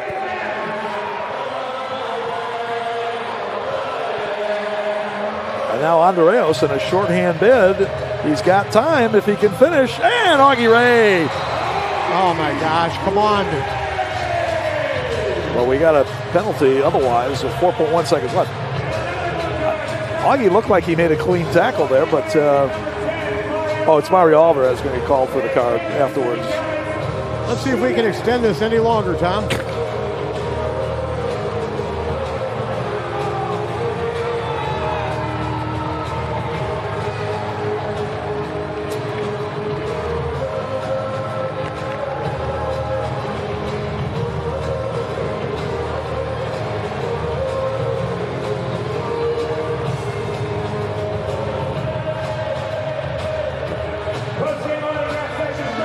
So, shootout for Andreos with 4.1 seconds to go after the penalty against Mario Alvarez.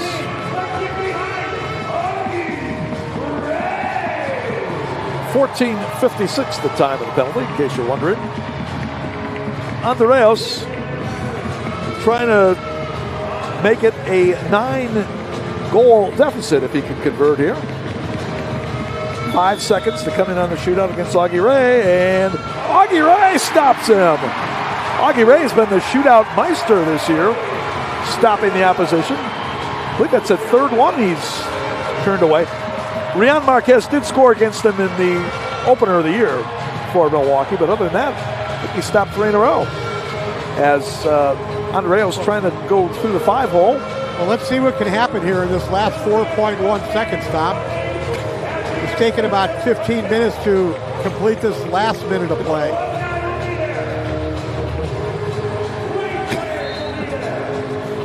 Nacho Flores on the power play restart.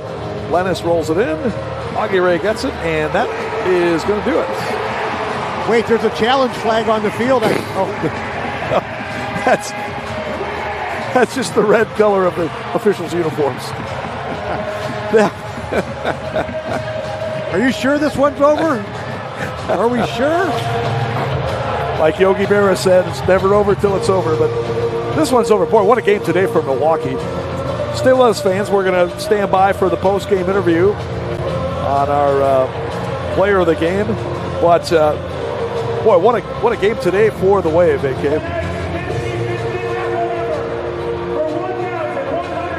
No, it was. It was a total team effort, top to bottom, highlighted by that man, number 51, Frank Tayou.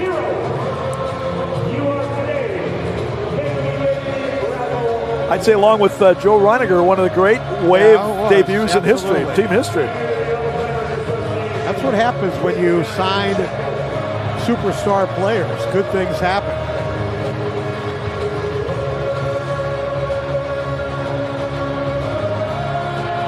So, one more meeting between the teams. Friday night, March 14th in Kansas City. The Cable Dahmer Arena, to be specific, in Independence. And again, Lord willing, I may be there, AK, to check that one out, and that should have a few fireworks, I'm sure.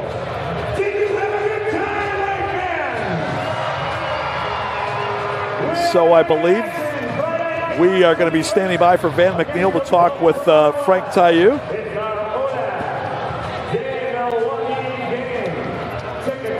Still got a few seconds before it transpires.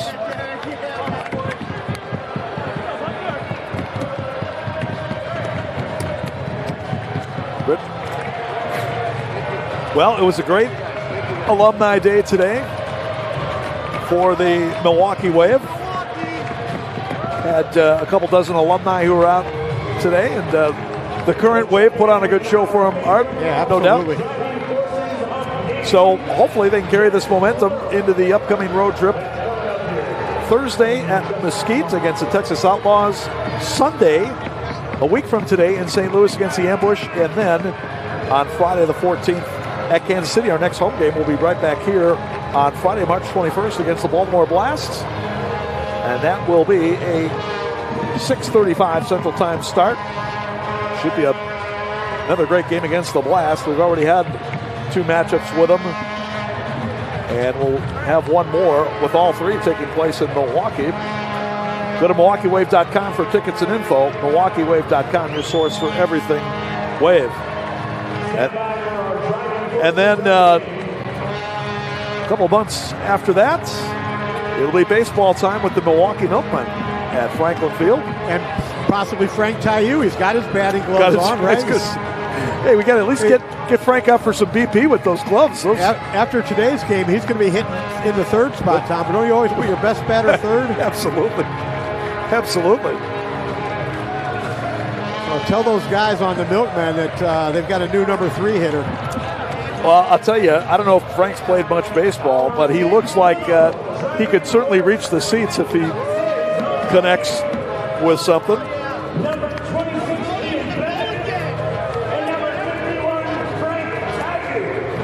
So we're going to be standing by for both Frank and Ian, the 2 all-time leading scorers in the Major Arena Soccer League. The new line mates, along with Alex Sanchez. You know, by the way, the Wave now has TBS line, Tom. They've got TBS 4 of the top 10 scorers all time in this league now. Let's send it down to Van McNeil, who's there with Ian and eventually, I think, Frank Tayou. All right, thank you, Tom. Thank you, Art. We are here on the field, our Think Limo driving forces of the game. We've got 2 players of the game, and we begin with the Prince. 500 points, baby. Yeah, it's a special thing. You know, obviously goes out to glory to God, but and my teammates, my coaching staff, everybody. It's an incredible feeling, but I'm just happy we got 3 points finally. You know what I mean? We got to win, so it's good. A statement win here today. And we talked earlier this week, this was going to tell how we move forward. I mean, this is Milwaukee Wave soccer. Yeah, we said the alumni's in the house. We got to start getting back. And we said this game was going to be the start of something special, and we were going to bring it today, and we brought it. And like you said, we played like Wave soccer, and hopefully we can keep this up. But I think we're going to. I think we're going to. We got the Prince, number 26, Ian Bennett, and talk about the King right over here and what he brings to this squad. Hey, I'm telling you, this dude is a special dude. He's a bad man. But the guy, honestly, on the field, off the field, he just brings it. He's he's a great guy, but the guy's a player, man. He brings it. I mean, he's the reason why he's the King. And we're just trying to feed off him. And like now, I'm telling you, something's coming. We got something cooking right here. Number 26, Ian Bennett.